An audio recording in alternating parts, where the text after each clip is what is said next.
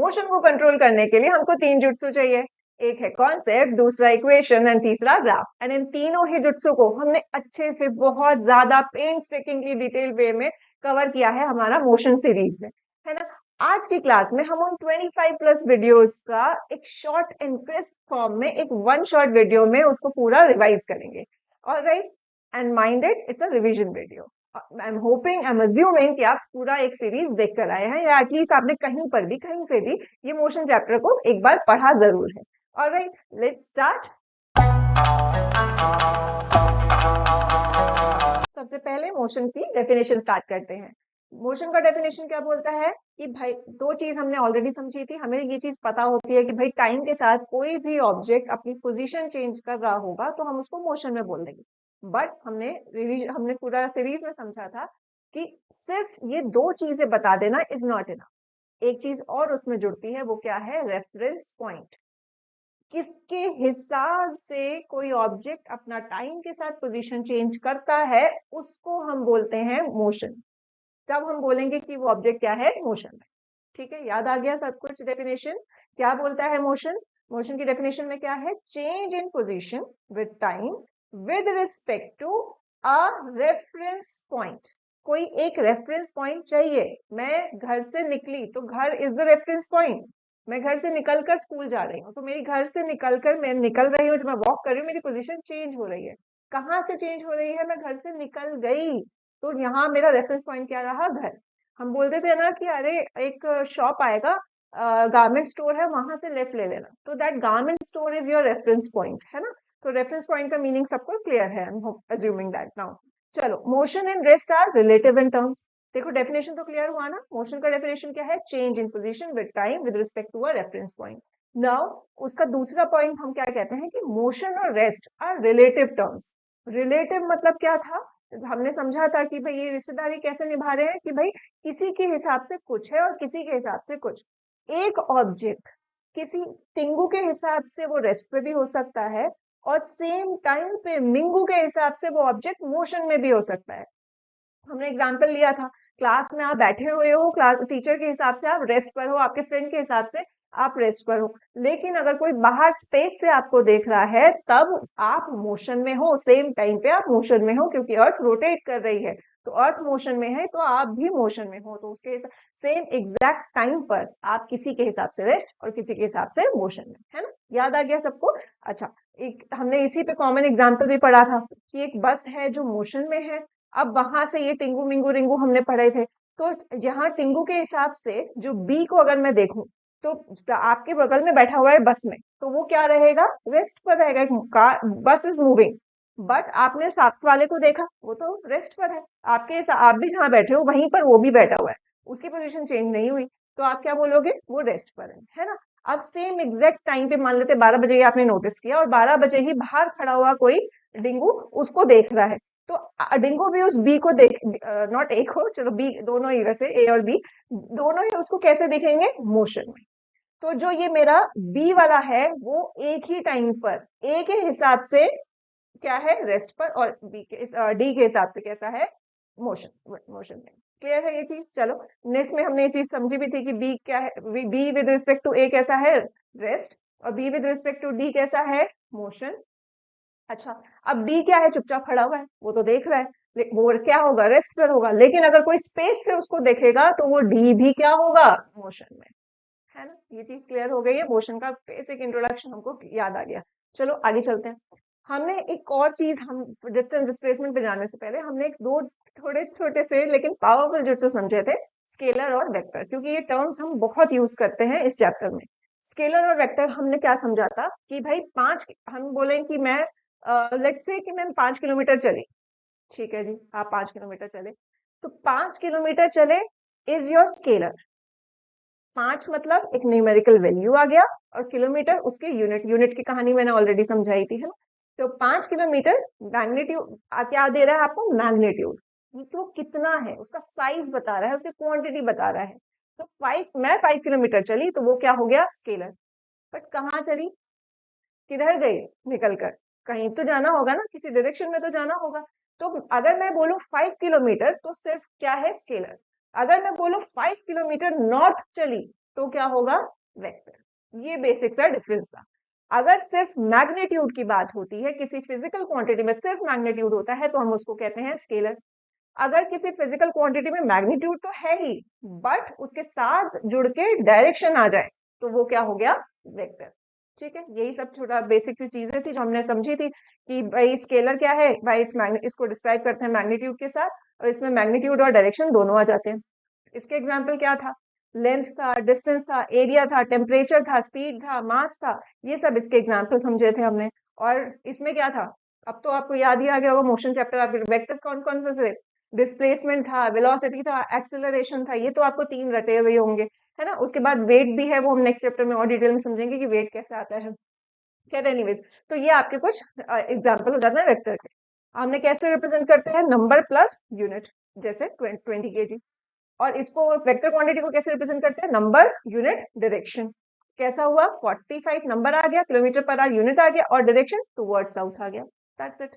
अच्छा, इसको रिप्रेजेंट करने के लिए, वेक्टर को नोटेशन देने के लिए हम एक एरो का यूज करते हैं।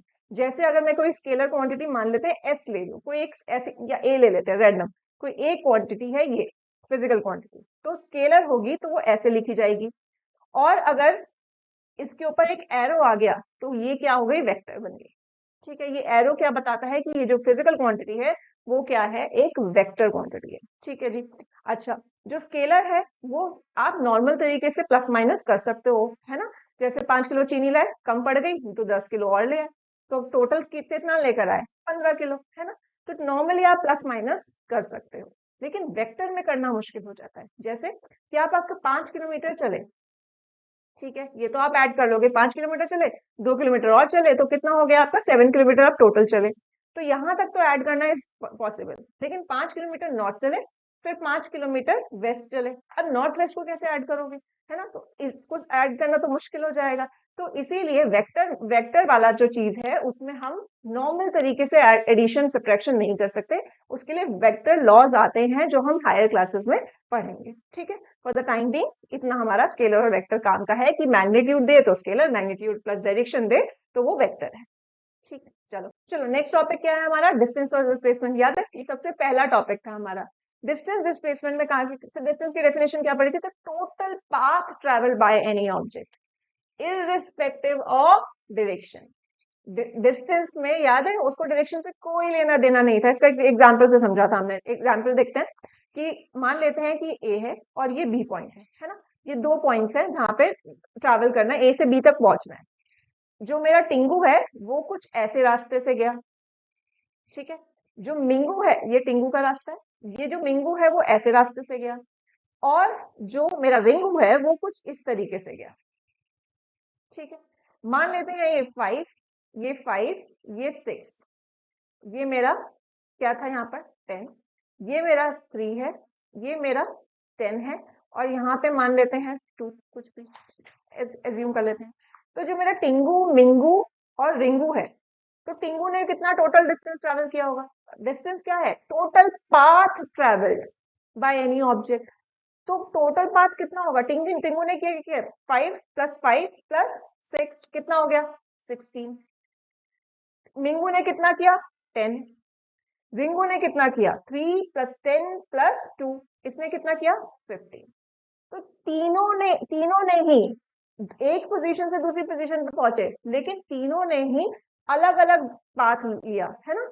तो उसको डायरेक्शन से कोई लेना देना नहीं है। डिस्टेंस का मतलब क्या है, टोटल पाथ ट्रेवल्ड।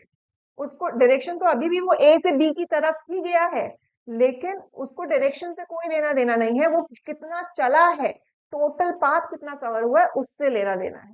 ठीक है, तो डिस्टेंस का फॉर्म डेफिनेशन क्या हो जाएगी, total path covered by body irrespective of direction.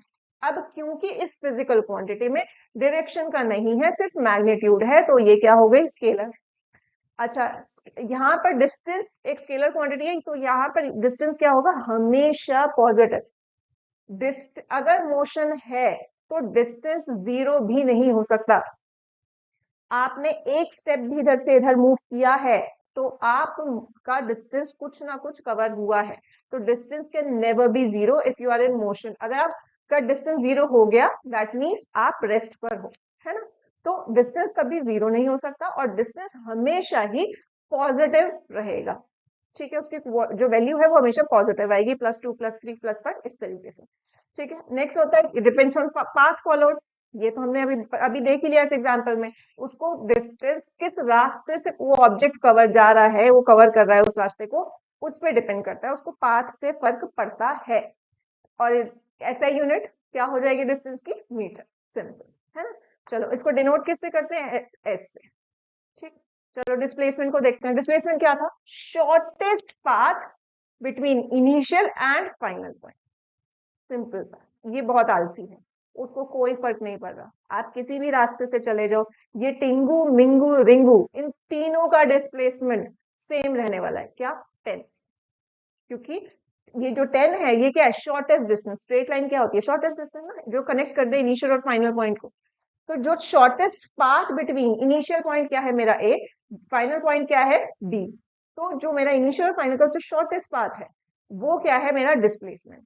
तो डिस्प्लेसमेंट को फर्क नहीं पड़ रहा आप किस रास्ते से जा रहे हो, उसका आंसर हमेशा सेम आएगा। ठीक, चलो ये फाइनल इसका डेफिनेशन हो गया। क्योंकि उसको डायरेक्शन मैटर करता है। अगर आप एक जगह से दूसरी जगह गए और वापस वहीं बीच में आ गए तो आपका फाइनल पॉइंट चेंज हो गया। तो फाइनल पॉइंट चेंज हो गया तो उसका डायरेक्शन, अगर आप यहाँ से मुड़ के बी से मुड़ के अगर आप सी पे यहाँ पे मान लेते कहीं आ जाते, तो आप डायरेक्शन चेंज कर कर आए हो और कहीं और पहुंच गए हो, तो अब मेरा फाइनल पॉइंट बदल गया, तो मेरा जो shortest path between initial final point है वो बदल जाएगा। तो यहाँ पर ये इसको डायरेक्शन से मतलब होता है। तो that's why it is a vector quantity. अब क्योंकि ये वेक्टर क्वांटिटी है तो ये डिस्टेंस जो हमारा डिस्प्लेसमेंट है वो जीरो भी हो सकता है, पॉजिटिव भी हो सकता है और नेगेटिव भी हो सकता है। ये हमने बहुत डिटेल में पढ़ा है कि नेगेटिव कैसे हो रहा है ना। ये एजम्पशन हमने कुछ साइन कन्वेंशन हमने समझे थे कि ऑब्जेक्ट का हम हमेशा मानते हैं कि वो ओरिजिन से स्टार्ट हो रहा है। ओरिजिन से उसने ग्राफ वाला ओरिजिन है ना, ग्राफ पड़े हुए एक्स एक्सिस वाई एक्सिस, तो ओरिजिन से मूव करना चालू कर रहा है। अगर वो प्लस एक्सिस की डायरेक्शन में है तो वो हम उसको प्लस मानते हैं। अगर वो ओरिजिन से उल्टा साइड जा रहा है, लेफ्ट साइड में जा रहा है, देन हम उसको क्या बोल देंगे कि हमारा डिस्प्लेसमेंट नेगेटिव में हुआ है। सेम चीज हमारी वेलोसिटी, एक्सेलरेशन इन सब में भी जाती है। ठीक है, तो यहाँ पॉजिटिव नेगेटिव जीरो तीनों चीजें हो सकती है। इट डिपेंड्स ऑन इनिशियल और फाइनल पॉइंट। उसको पॉइंट से मतलब है, इनिशियल पॉइंट और फाइनल पॉइंट से मतलब है, रास्ते से मतलब नहीं है। ठीक है जी, इसकी ऐसा यूनिट, इसकी भी क्या हो जाएगी? मीटर। चलो नेक्स्ट टॉपिक पे चलते हैं। अच्छा देखो, मैं ज्यादा डिटेल में नहीं करा रही हूँ बिकॉज हमने इसको बहुत ज्यादा ही डिटेल में ऑलरेडी हमने उस सीरीज में किया है।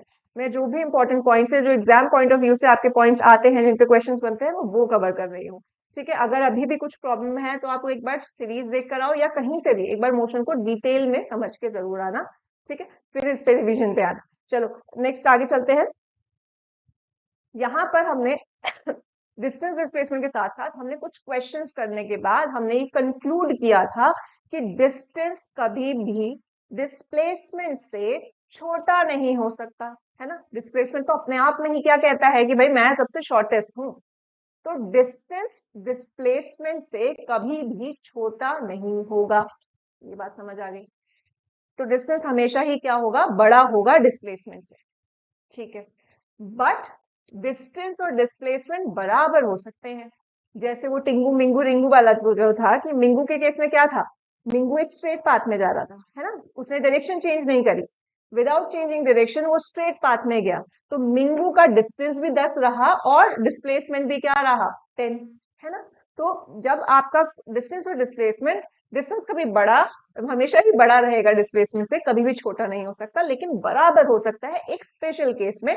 वो स्पेशल केस क्या है? जब कोई स्ट्रेट पाथ में मूव कर रहा हो बिना डायरेक्शन चेंज करे। ठीक है, यहाँ पर क्या बन जाएगा? डिस्टेंस इज ऑलवेज ग्रेटर और इक्वल टू डिस्प्लेसमेंट। ठीक है, नेक्स्ट क्या है? Distance is equals to displacement only when, जब कोई स्ट्रेट पाथ में, मैं डिटेल में नहीं लिख रही हूँ पूरा, आई एम अज्यूमिंग कि आपको याद है, स्ट्रेट लाइन में मूव कर रहा हो विदाउट चेंजिंग डायरेक्शन। ठीक है, ये याद आ गया सबको? हमने ये समझा था। चलो आगे चलते हैं। ये कुछ क्वेश्चंस थे जो हमने करा है ना, याद आया थोड़ा सा? इसमें क्या था? मानते path followed A to B, मान लेते हैं ये मेंढक है भाई, यहाँ से ए से बी गया, फिर बी से सी पे गया, तो क्या हुआ इसमें? इसका डिस्टेंस क्या हो जाएगा? ए से बी में क्या हुआ? बी। फिर बी से सी में क्या हुआ? क्या हो गया ये 4, तो कितना हुआ 7 मीटर। ये आपका डिस्प्लेसमेंट को देख लेते हैं। डिस्प्लेसमेंट क्या बोलता है, shortest path between initial and final point. Initial point क्या है मेरा ए, ये मेरा इनिशियल है, फाइनल पॉइंट क्या है सी, ये मेरा फाइनल है। तो शॉर्टेस्ट पाथ इसका क्या होगा, इस पाथ का ये अगर मेरा ये राइट एंगल ट्रायंगल पे ही है तो ये क्या होगा, इसका हाइपोटेन्यूज इसका क्या हो जाएगा शॉर्टेस्ट पाथ। तो मेरी डिस्प्लेसमेंट क्या हो जाएगा ये। तो इसको कैसे निकालेंगे, पाइथागोरस थ्योरम से, याद आ गया, बस पाइथागोरस थ्योरम करेंगे क्या कर, आपका ए सी क्या हो जाएगा, ए बी का स्क्वायर प्लस बी सी का स्क्वायर, बस इसको कर देंगे। कितना आया 3 का स्क्वायर प्लस 4 का स्क्वायर, कितना हुआ 9 प्लस 16 कितना आया 25, यानी कि 5 मीटर इसका डिस्प्लेसमेंट आ गया। हमने इसमें भी देखा कि जो मेरा डिस्टेंस था वो बड़ा आया डिस्प्लेसमेंट से। ठीक है जी, नेक्स्ट पे आता है जल्दी से। क्या हुआ ए से, इसमें क्या हुआ है, पहले पाथ फॉलोड इज ए से सी पर गया, ए से सीधा सी पर गया, देन सी टू बी। ठीक है जी, ए से सी का डिस्टेंस कितना है, ए से सी कितना है 10 प्लस 25 है ना, ये पूरा कितना हो जाएगा 35। तो क्या होगा ए सी प्लस सी बी, ये मेरा डिस्टेंस हो गया। ए सी कितना है 35, सी बी कितना है 25, तो मेरा यहाँ पे आपका डिस्टेंस आ जाएगा कितना 10 आ गया 3 6, ये आपके पास आ गया। ठीक, अच्छा डिस्प्लेसमेंट क्या होगा, shortest distance between initial and final point. तो ए क्या है मेरा इनिशियल, बी क्या हो जाएगा फाइनल, तो मेरा डिस्प्लेसमेंट क्या आ जाएगा 10 मीटर। तो यहाँ पर भी मेरा डिस्टेंस बड़ा आया और डिस्प्लेसमेंट छोटा आया। इसमें देखो यहाँ पर ए से बी जा रहा है सीधा, यहाँ डिस्टेंस क्या हो जाएगा 50 मीटर, बस सिंपल। और डिस्प्लेसमेंट भी क्या हो जाएगा 50 मीटर, दोनों ही क्या हो गए 50। ऐसा क्या हुआ, distance is equal to displacement when any object is moving in a straight path without changing it direction. तो ये वही केस है। ठीक है, चलो नेक्स्ट में देखते हैं। नेक्स्ट में क्या हुआ, नेक्स्ट में क्या हुआ, एक पाथ का क्या है, अब स्ट्रेट पाथ नहीं ना, एक सर्कुलर पाथ आ गया। तो सर्कुलर पाथ में क्या कहानी रहेगी भाई, उसमें क्या पूछा कि इज हाफ अ रेवोल्यूशन, वो यहां से शुरू हुआ है और यहाँ पर आके रुक गया है, हाफ अ रेवोल्यूशन। तो डिस्टेंस क्या होगा, वो इस पेरिफेरी से मूव करना शुरू किया है ना, यहाँ तक पहुंच गया है। तो क्या होगा इसका पूरा, अगर मुझे एक रेवोल्यूशन का पूछता तो क्या मैं इसका करती, सर्कमफेरेंस निकालती, तो 2 पाई आर होता, लेकिन वो हाफ का पूछ रहा है तो मैं उस 2 पाई आर को हाफ कर देती हूँ। तो डिस्टेंस क्या हो जाएगा मेरा 2 पाई आर का हाफ, यानी कि पाई आर निकाल लेंगे। 22/7, 22/7 इंटू में रेडियस कितना हो जाएगा 28, एंड आप उसको फर्दर निकाल लेना 7 4 और ठीक है। नेक्स्ट डिस्प्लेसमेंट देखो, डिस्प्लेसमेंट क्या होगा, shortest distance between initial and final point. ये मेरा इनिशियल, ये मेरा फाइनल। तो इनिशियल ये क्या होगा डायमीटर जितना हो जाएगा, रेडियस मेरा 28 है तो मेरा डायमीटर क्या होगा 28 इंटू 2 कर दो, या फिर 28 प्लस 28 कर दो, वट जो भी आपको चले। तो यहाँ पर क्या आ जाएगा मेरा डिस्प्लेसमेंट क्या हो जाएगा 28 इंटू 2। ठीक है, 8 टू 16, यहाँ पे 2 टू 56 मीटर आपका ये आ जाएगा। कर लोगे यहाँ पर भी भाई, इसको कर लोगे ना, यहाँ कितना आया था 488 मीटर। ठीक है जी, तो यहाँ पर भी क्या हुआ डिस्टेंस मेरा बड़ा आया डिस्प्लेसमेंट। ठीक, चलो इसका देखो, path followed is 1 complete revolution, यहाँ पे आ गया 1 कंप्लीट रेवोल्यूशन, तो क्या हो जाएगा 2 pi r, that's it, simple, solve कर लोगे।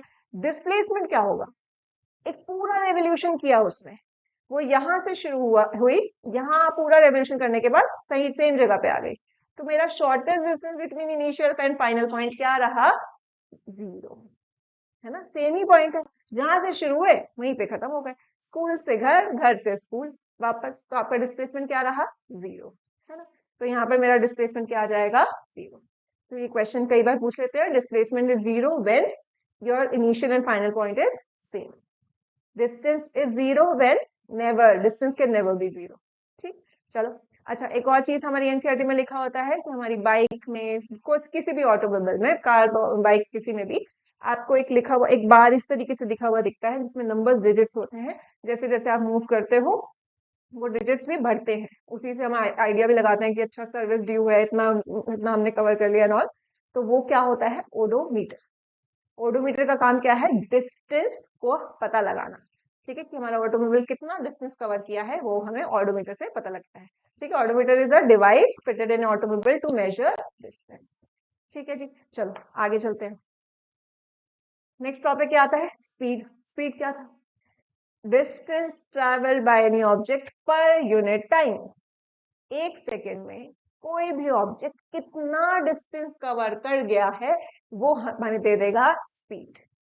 ठीक है, कोई भी बाइक है, एक रेसिंग बाइक है, एक नॉर्मल बाइक है, तो रेसिंग बाइक हमारा उसका स्पीड ज्यादा होगी, कैसे पता लगा हमको ये चीज, उसने सेम टाइम में, एक यूनिट टाइम में, एक सेकेंड में, जो नॉर्मल बाइक थी मान लेते हैं उसने अगर 10 मीटर कवर किया नॉर्मल बाइक ने, तो रेसिंग बाइक ने 50 मीटर कवर कर दिया उसे एक सेकेंड में। मतलब समझो एग्जाम्पल के लिए, तो टाइम अगर से मैं एक यूनिट टाइम में देखा मैंने, तो डिस्टेंस जिसका, देखो अगर हम ये नहीं कह सकते कि जिसने ज्यादा डिस्टेंस ट्रेवल किया तो उसकी ज्यादा स्पीड है, टाइम भी इम्पोर्टेंट है ना, ये चीज ध्यान रखना।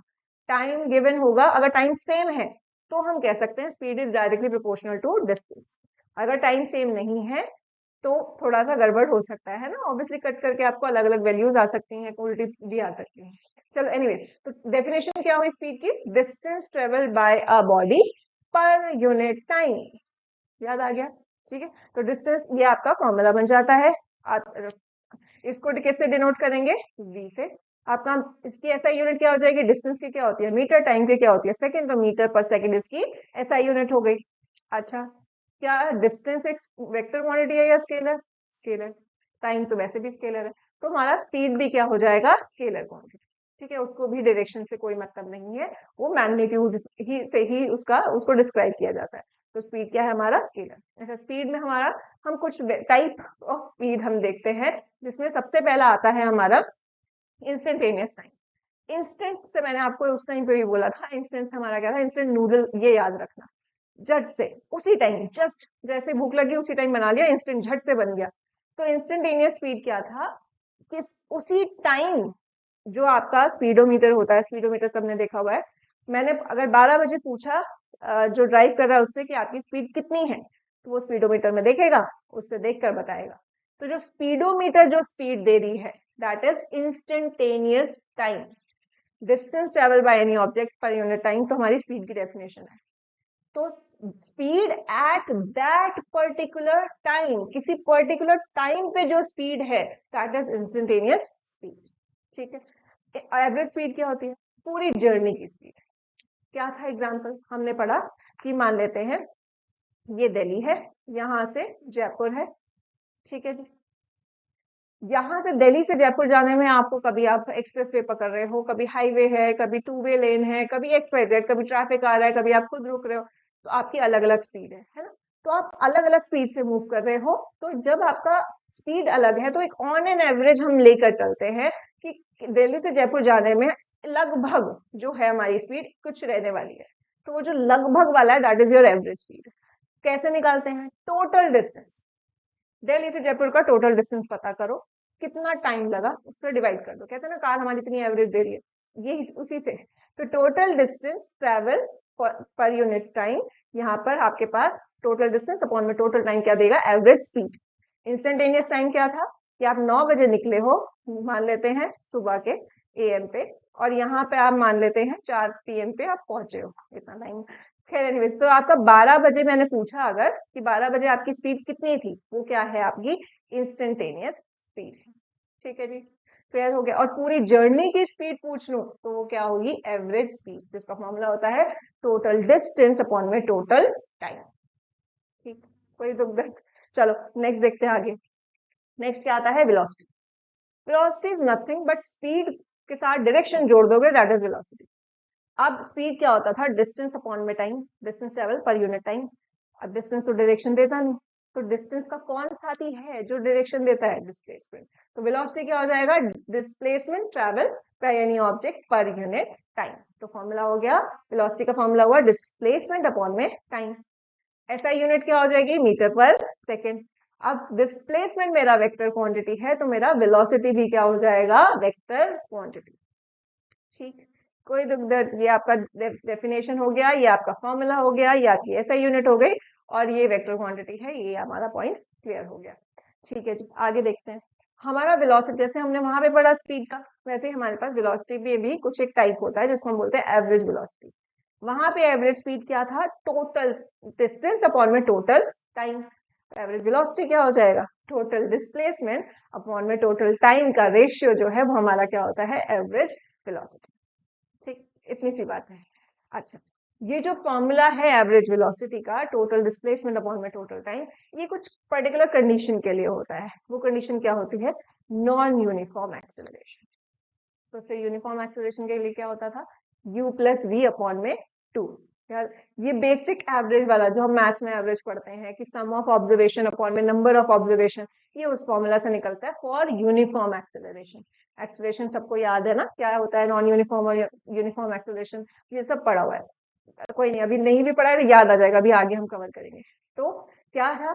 नॉन यूनिफॉर्म एक्सेलरेशन है जो आपके मैक्सिमम सभी न्यूमेरिकल इस लेवल पे यही रहने वाले हैं। तो नो वरी, आप यही फॉर्मूला यूज करोगे, total distance sorry total displacement upon में टोटल टाइम। लेकिन अगर यूनिफॉर्म एक्सेलरेशन होगा, जो बहुत रेयरली होगा, उसमें क्या फॉर्मूला बनेगा? u प्लस वी अपॉन में 2। u क्या है? इनिशियल वेलोसिटी, v क्या है? Final velocity. और क्योंकि दो वेलोसिटी की बात हो रही है तो हमारे पास क्या बना? 2, नीचे 2। ठीक। अच्छा, एक और चीज हमने समझी थी कि कई बार हमारे पास जो क्वेश्चंस होंगे उनकी यूनिट डिफरेंट होगी। क्या मोस्टली मीटर पर सेकंड की जगह हमको क्या दे दिया जाएगा? Kilometre per hour. तो हमको ऑब्वियसली ऐसा यूनिट में तो कन्वर्ट करना ही पड़ेगा। तो हमने सीखा था, तब तो सबको रटा हुआ भी होगा। किलोमीटर पर आवर से मीटर पर सेकंड में जाना है तो किससे करना है मल्टीप्लाई? 5/18। याद है सबको कैसे आया था? सब कुछ याद है ना भाई? 1000 ऊपर नीचे, मतलब किलोमीटर से मीटर में जाना है तो क्या करोगे? 1000 से मल्टीप्लाई। अब नीचे आवर है, आवर से सेकंड में जाना है तो क्या करोगे? 60 इंटू 60, तो 1000 अपॉन में 3600 आया था, है ना? तो बस उसको करके सॉल्व करोगे तो यही आपका 5/18 आता है। ठीक है। तो जितना भी है रिवाइज में बस ये बुद्धि में ये बिठा लो, 5/18 है। नहीं भी हो रहा तो आप नॉर्मल बेसिक उससे सॉल्व करो। ये बस एक आपको एक एज देने के लिए है कि आपका न्यूमेरिकल जल्दी सॉल्व हो जाए। ठीक है, तो आपके पास ये कन्वर्जन होता है। नेक्स्ट नेक्स्ट देखते हैं। अच्छा, स्पीड ये हमारा कई बार एमसीक्यू में या फिल इन द ब्लैंक्स में ये इस तरीके से आप ये स्टेटमेंट लगाती है, एनसीईआरटी की लाइन है कि speed with direction is velocity, which is true. ये तो हम ऑलरेडी हमें पता ही है कि velocity is nothing but speed, लेकिन स्पीड के साथ डायरेक्शन जुड़ जाएगा तो वो वेलोसिटी मिलती है। ठीक। अच्छा, ये यहाँ पर इस केस में क्या हो रहा है कि ये ओ से क्यू तक भाग रहा है। ठीक है, कितना डिस्टेंस है? 9। क्या टाइम कितना लग रहा है? 3 सेकेंड। तो स्पीड क्या हो जाएगी? स्पीड का फॉर्मूला क्या है? डिस्टेंस अपॉन में टाइम। तो यहाँ पर डिस्टेंस अपॉन में टाइम, तो 9/3 होएगा। तो कितनी होगी स्पीड? 3 मीटर पर सेकेंड। वेलोसिटी क्या हो जाएगी? वेलोसिटी भी क्या हो जाएगा? अभी डिस्प्लेसमेंट है तो स्ट्रेट लाइन है, चेंज डायरेक्शन नहीं हो रही है, तो भी क्या हो जाएगा हमारे पास? सेम हो जाएगी। एक सेकेंड। हाँ, तो एक यहाँ पर क्या हो जाएगा? 3 मीटर पर सेकेंड। नेक्स्ट में देखते हैं, यहाँ पर O से P पे भाग रहा है और डिस्टेंस कितना है? 8 मीटर और टाइम कितना लगा? 2 सेकेंड। तो वही वही सेम फॉर्मूला, डिस्टेंस अपॉन में टाइम। तो क्या हुआ? 8 अपॉन में 2, तो कितना हो गया? 4 मीटर पर सेकेंड। सिंपल। वेलोसिटी क्या है? डिस्प्लेसमेंट अपॉन में टाइम। डिस्प्लेसमेंट अपॉन में टाइम, जो जब ऑब्जेक्ट मेरा जहां से ओरिजिन, जहां से चलना चालू किया वो कहाँ होता है? ओरिजिन पे। अगर वो प्लस एक्सिस की तरफ जा रहा है तो हम उसको प्लस लिखेंगे, अगर वो माइनस एक्स की डायरेक्शन में जा रहा है तो हम उसको माइनस लिखते हैं। तो वेलोसिटी का फॉर्मूला क्या होता है? डिस्प्लेसमेंट अपॉन में टाइम। तो यहाँ पे डिस्प्लेसमेंट की वैल्यू क्या आएगी? -8। तो यहाँ पे -8 अपॉन में 2 सेकेंड। तो मेरा आंसर क्या आया? -4 मीटर पर सेकेंड।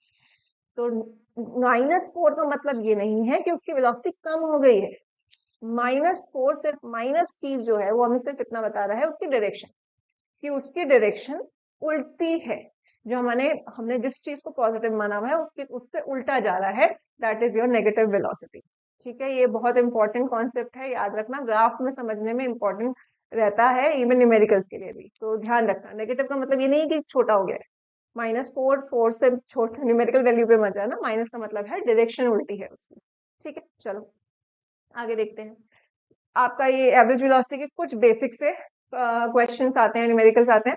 मैं सारे एनसीईआरटी के क्वेश्चंस हम उस सीरीज में कवर कर चुके हैं। मैं कुछ रिवीजन के लिए कुछ एक क्वेश्चंस ले रही हूँ जो ओवरऑल सब कुछ कवर कर लेगा।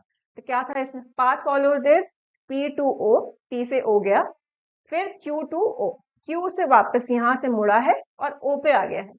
ठीक, अच्छा फाइंड क्या निकालना है, एवरेज स्पीड और एवरेज वेलोसिटी। एवरेज स्पीड का फॉर्मूला क्या होता है, स्पीड का फॉर्मूला क्या होता है, total distance upon total time, और एवरेज वेलोसिटी का फॉर्मूला क्या होता है, total displacement upon total time.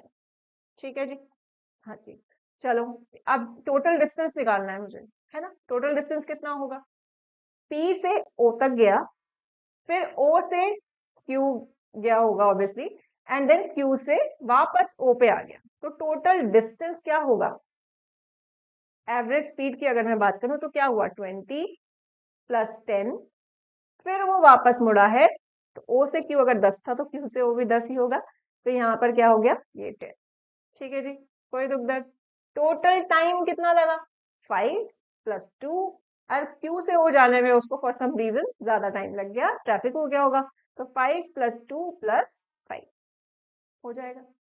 बस यहाँ पर आप इसको 40, ये आ गया 12, इसको फर्दर सॉल्व कर लेंगे। ठीक है जी, अच्छा एवरेज वेलोसिटी क्या होता है, टोटल डिस्प्लेसमेंट। ठीक है, अब टोटल डिस्प्लेसमेंट की बात हो रही है, वो कहां से गया, P से O गया, O से Q गया और Q से O आया, तो P मेरा इनिशियल है और लास्ट में क्या है, ये मेरा इनिशियल हो गया, और लास्ट में कहां पहुंच रहा है वो O पे, तो O मेरा क्या हो गया फाइनल। तो यहां से मेरा जो टोटल डिस्प्लेसमेंट है, shortest distance between initial and final point, तो इनिशियल और फाइनल पॉइंट से कौन सा है शॉर्टेस्ट डिस्टेंस, क्या है 20 मीटर। अच्छा, और टोटल टाइम कितना लगा होगा, 5 सेकेंड। याद है ना, ये वाला चीज कॉमन मिस्टेक रहता है, मैंने उस टाइम पे भी पिन पॉइंट किया था कि आप ये गड़बड़ कर देते हो कई बार, कि टोटल टाइम को भी आप 5 सेकेंड लिख देते हो। भाई उसको P से O जाने में, वो पूरी जर्नी में जितना टाइम लगा, टोटल टाइम वो है। डिस्प्लेसमेंट तो ठीक है, शॉर्टेस्ट डिस्टेंस है, लेकिन टाइम आपका वेक्टर नहीं है, टाइम एक स्केलर क्वांटिटी है, तो वो सब कुछ आपको ऐड करना पड़ेगा। ठीक है, सारी जितना भी टाइम लगा उसको, टोटल टाइम पूरी जर्नी में कितना टाइम लगा, उस फाइनल पॉइंट तक पहुंचने में उसको कितना टाइम लगा, that is your total time, है ना। तो यहाँ पर नीचे क्या आ जाएगा, 5 प्लस 2 प्लस 5, तो 20 अपॉन में 12 आपका एवरेज वेलोसिटी होगा। ठीक है, कोई परेशानी, कोई दिक्कत। देखो जैसा डिस्टेंस और डिस्प्लेसमेंट में था ना, वैसे सेम चीज आपका स्पीड और वेलोसिटी में भी रहेगा, कि स्पीड जो होगा वो हमेशा ज्यादा रहेगी वेलोसिटी के साथ, बराबर भी हो सकती है, बराबर कब होगी, जब आपका स्ट्रेट पाथ में विदाउट चेंजिंग डायरेक्शन हो रहा होगा। ठीक है, विदाउट स्ट्रेट पाथ में विदाउट चेंजिंग डायरेक्शन, मतलब पॉजिटिव वाले उसमें है या फिर नेगेटिव में। ठीक है, ये वाला स्पेस जो ऐसा डिस्टेंस स्पेस में वेक्टर और स्केलर का डिफरेंस था, वैसे ही सेम चीज यहाँ देखें। चलो आगे देखते हैं, ये बहुत इंपॉर्टेंट था, इसमें हमने दो मेथड से किया था, ऑलमोस्ट एक बेसिक मेथड लिया था, और एक छोटा सा एक स्टेप हमने उसमें खाने के लिए, उसे एक स्टेप को खाने के लिए एक छोटी सी ट्रिक लगा दी थी, उसको यूज किया था। मैं ट्रिक वाले पे आऊंगी, पर उस पर भी थोड़ा उसको भी समझा देती हूँ। क्या था, find the average speed of Itachi Uchiha when he starts from A and ends at A. A से शुरू हुआ, बी तक गया, वापस ए पे खत्म हुआ, रुक गया, तो ए से बी जाने में उसकी स्पीड दे रखी है 60, बी से ए जाने में उसकी स्पीड दे रखी है 40, इसके अलावा कुछ नहीं दे रखा, और हमें निकालनी है एवरेज स्पीड। तो एवरेज स्पीड का फॉर्मूला क्या होता है, टोटल डिस्टेंस अपॉन में टोटल टाइम। तो अब हमें टोटल डिस्टेंस, हमें कुछ भी नहीं देना, टाइम पता है ना, डिस्टेंस तो नहीं पता है, तो एक्स ले लेते हैं, है ना। तो ए से बी मान लेते हैं, अगर एक्स आया, तो बी से ए जाने में टोटल टाइम, टोटल डिस्टेंस कितना हो गया 2x, है ना। टाइम क्या होगा, टाइम का फॉर्मूला क्या होगा, डिस्टेंस का फॉर्मूला, स्पीड का फॉर्मूला क्या होता है, डिस्टेंस अपॉन में टाइम, तो टाइम का फॉर्मूला क्या हो जाएगा, डिस्टेंस अपॉन में स्पीड। तो यहाँ पर इसका डिस्टेंस, यहाँ पे टाइम अगर मैं मानू इसका t1, वो कितना होगा, डिस्टेंस कितना हुआ x अपॉन में 60, ये मेरा टाइम हो गया। ये t2 की बात करूं अगर, तो t2 क्या होगा, x अपॉन में 40। इन दोनों को ऐड करेंगे, सॉल्व करेंगे, और वहां से हमारा फिर वी एवरेज का जो हमारे पास फॉर्मूला होता है एवरेज स्पीड का, कि भाई total distance upon total time, इसमें वैल्यू पुट करेंगे और निकाल देंगे, है ना। ये तो हमारा जनरल मेथड था। हमने इसमें एक स्टेप खाने के लिए हमने क्या चीज समझी थी, क्या करेंगे हम, जो ये स्पीड दे रखी होगी हमको, जो भी स्पीड दे रखी है ए से बी, बी से ए में जाने में, उस स्पीड का एलसीएम ले लेंगे। एलसीएम को हम एज्यूम कर लेंगे, देखो डिस्टेंस है ना, डिस्टेंस हमें गिवन नहीं है, हम एक्स मान रहे हैं, तो एक्स को कुछ भी मान सकते हैं, कोई भी वैल्यू आ सकती है, तो कुछ भी मानेंगे तो ऐसी ही चीज मानेंगे ना जिससे मेरी कैलकुलेशन कम हो जाए। तो यहाँ पर वो एजम्पशन क्या हो जाता है कि ये एक्स क्या मान लेंगे हम, LCM of all both the speeds v1 and v2। ठीक है, क्या है इस केस में, क्या हो जाती है 120। तो मैं यहाँ पर मेरा हम मान लेंगे क्योंकि मेरा जो ए से बी का डिस्टेंस है वो कितना है 120 किलोमीटर। ठीक है जी, अब देखो अब टाइम कितना हो जाएगा, t1 क्या हो जाएगा, डिस्टेंस कितना है 120 अपॉन स्पीड 60। तो यहां से गया 0 से 0 उठ गया, यहां से क्या आया 2 आवर। t2 की बात करो, t2 में हमने उस x को क्या माना है 120 और यहाँ पे आया 40, तो गया मेरा कितना आ गया 3 आवर। सिंपल हो गया ना। अब तो बस फॉर्मूला में पुट करना है, वी एवरेज कितना है, टोटल डिस्टेंस कितना हो गया 120 मत लिख देना, ये भी गड़बड़ करते हो। 120 टोटल डिस्टेंस क्या, ए से बी गया है, बी से ए पर आया है, तो 120 प्लस 120 और टोटल टाइम कितना हुआ 2 आवर एंड 3 आवर, तो 2 प्लस 3, तो आपके पास क्या आ जाता है 240 प्लस 5। इसको फर्दर सॉल्व कर लेंगे, क्या आएगा 5 4 जा 20, 5 8 जा 40, तो 48 किलोमीटर पर आवर आपके पास स्पीड, एवरेज स्पीड आ जाती है। ठीक है, देखो इसका नॉर्मल नॉर्मल एवरेज नहीं था ये, है ना, नॉर्मल एवरेज नहीं था, हाफ का बीच में नहीं है, आपसे ज्यादा आ रहा है। ठीक है, चलो एनीवेज ये आप थोड़ा सा अपना कैलकुलेशन मिस्टेक जो हो जाती है जनरल मेथड से, उसको आप बचा सकते हैं एलसीएम लेकर। ठीक है, चलो आगे चलते हैं। इंपॉर्टेंट न्यूमेरिकल था बहुत, अक्सर आ जाता है 2 से 3 मार्क्स में, तो उसको अच्छे से प्रैक्टिस जरूर कर लेना। ठीक है, नेक्स्ट टॉपिक आता है एक्सेलरेशन। एक्सेलरेशन क्या है भाई, it is the rate of change of velocity. अब ये रेट क्या है, मतलब एक सेकेंड में मेरी वेलोसिटी कितनी चेंज हो गई, दैट इज एक्सेलरेशन। बोलते हैं पंजा दबा दो, पंजा दबाया तो मेरी स्पीड बढ़ गई, मेरा स्पीड बढ़ी, कितने टाइम में बढ़ गई, एकदम से बढ़ गई, शूट अप हो गया। तो वो एक मान लेते हैं कि एक सेकेंड में मैंने देखा कि मेरी स्पीड जो है 20 से 60 पे पहुंच गई, तो मेरा उतनी एक्सेलरेशन है। चेंज इन वेलोसिटी अपॉन में टाइम, रेट ऑफ चेंज, और रेट मतलब टाइम की, पर टाइम के हिसाब से, टाइम के हिसाब से मेरा वेलोसिटी कैसे चेंज हो गया, कितना चेंज हो गया, दैट इज एक्सेलरेशन। तो एक्सेलरेशन की डेफिनेशन क्या होगी, rate of change of velocity. आपके पास एक्सेलरेशन का फॉर्मूला क्या हो जाएगा, चेंज इन वेलोसिटी अपॉन में टाइम, ये आपके पास इसका फॉर्मूला बन गया। वेलोसिटी क्या होती, वेलोसिटी का जो एसआई यूनिट होती है वो क्या थी, मीटर पर सेकंड। टाइम की क्या होती है सेकंड, तो मीटर पर सेकंड, और टाइम की भी क्या हो गई सेकंड, तो क्या ऐसा यूनिट बनी, मीटर पर सेकंड स्क्वायर। देखो बहुत अभी आप, क्योंकि मतलब अभी इनिशियली आप स्टार्ट करा होता है आपने यूनिट्स के बारे में पढ़ना, तो ये ध्यान रखना मीटर पर सेकंड स्क्वायर है या कहीं ऐसा लिखा हुआ है, एस स्क्वायर को ऊपर लेके जाओगे तो -2 हो जाएगा ना, तो कंफ्यूज मत होना।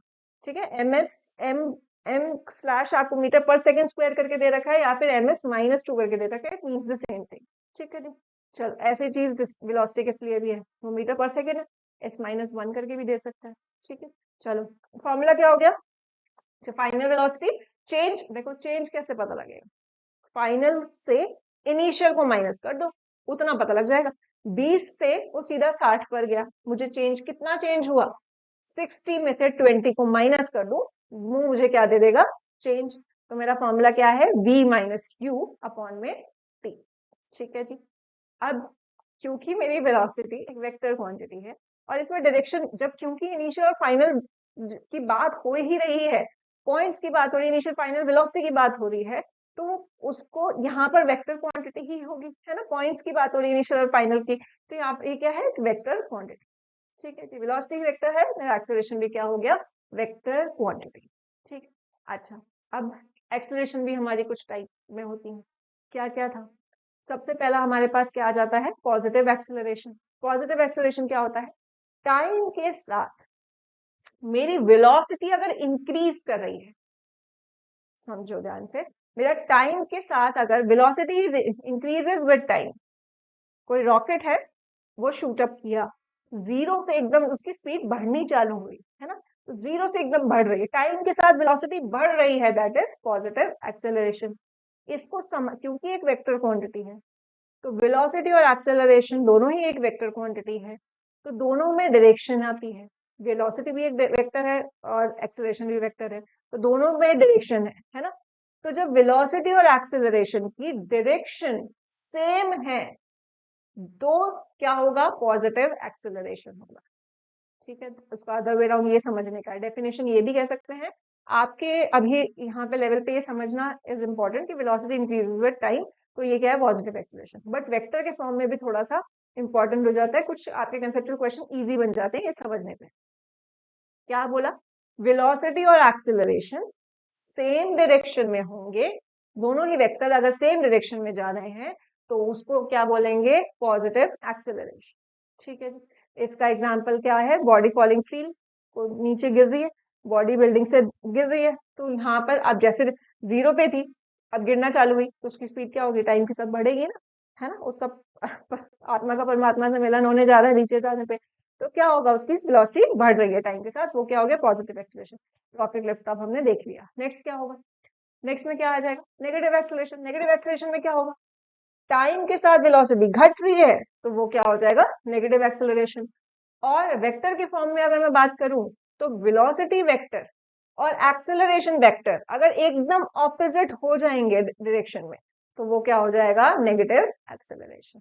ठीक है, ये कैसे होगा, ये कैसे पॉसिबल है, ये होता है। अभी हम आगे कुछ बहुत सारे एग्जांपल्स भी देखेंगे, एंड स्पेशली यही देखो, आप अगर कार पे ब्रेक लगा रहे हो, है ना, कार पे अगर ब्रेक, कार मूव कर रही थी, कार पे ब्रेक लगा, कार पे ब्रेक लगा, लेकिन कार की वेलोसिटी कहाँ है, इधर, लेकिन आप क्या कर रहे हो, उसको फोर्स, मतलब फोर्स लग रहा है बेसिकली उस पे ना, आपने ब्रेक लगाया, फोर्स लग रही है उल्टी डायरेक्शन में, तो एक्सेलरेशन की डायरेक्शन में क्या है, इधर उल्टी डायरेक्शन में, तो वेलोसिटी और एक्सेलरेशन दोनों ऑपोजिट डायरेक्शन में है, तो उसको हम क्या बोलेंगे, नेगेटिव एक्सेलरेशन, है ना।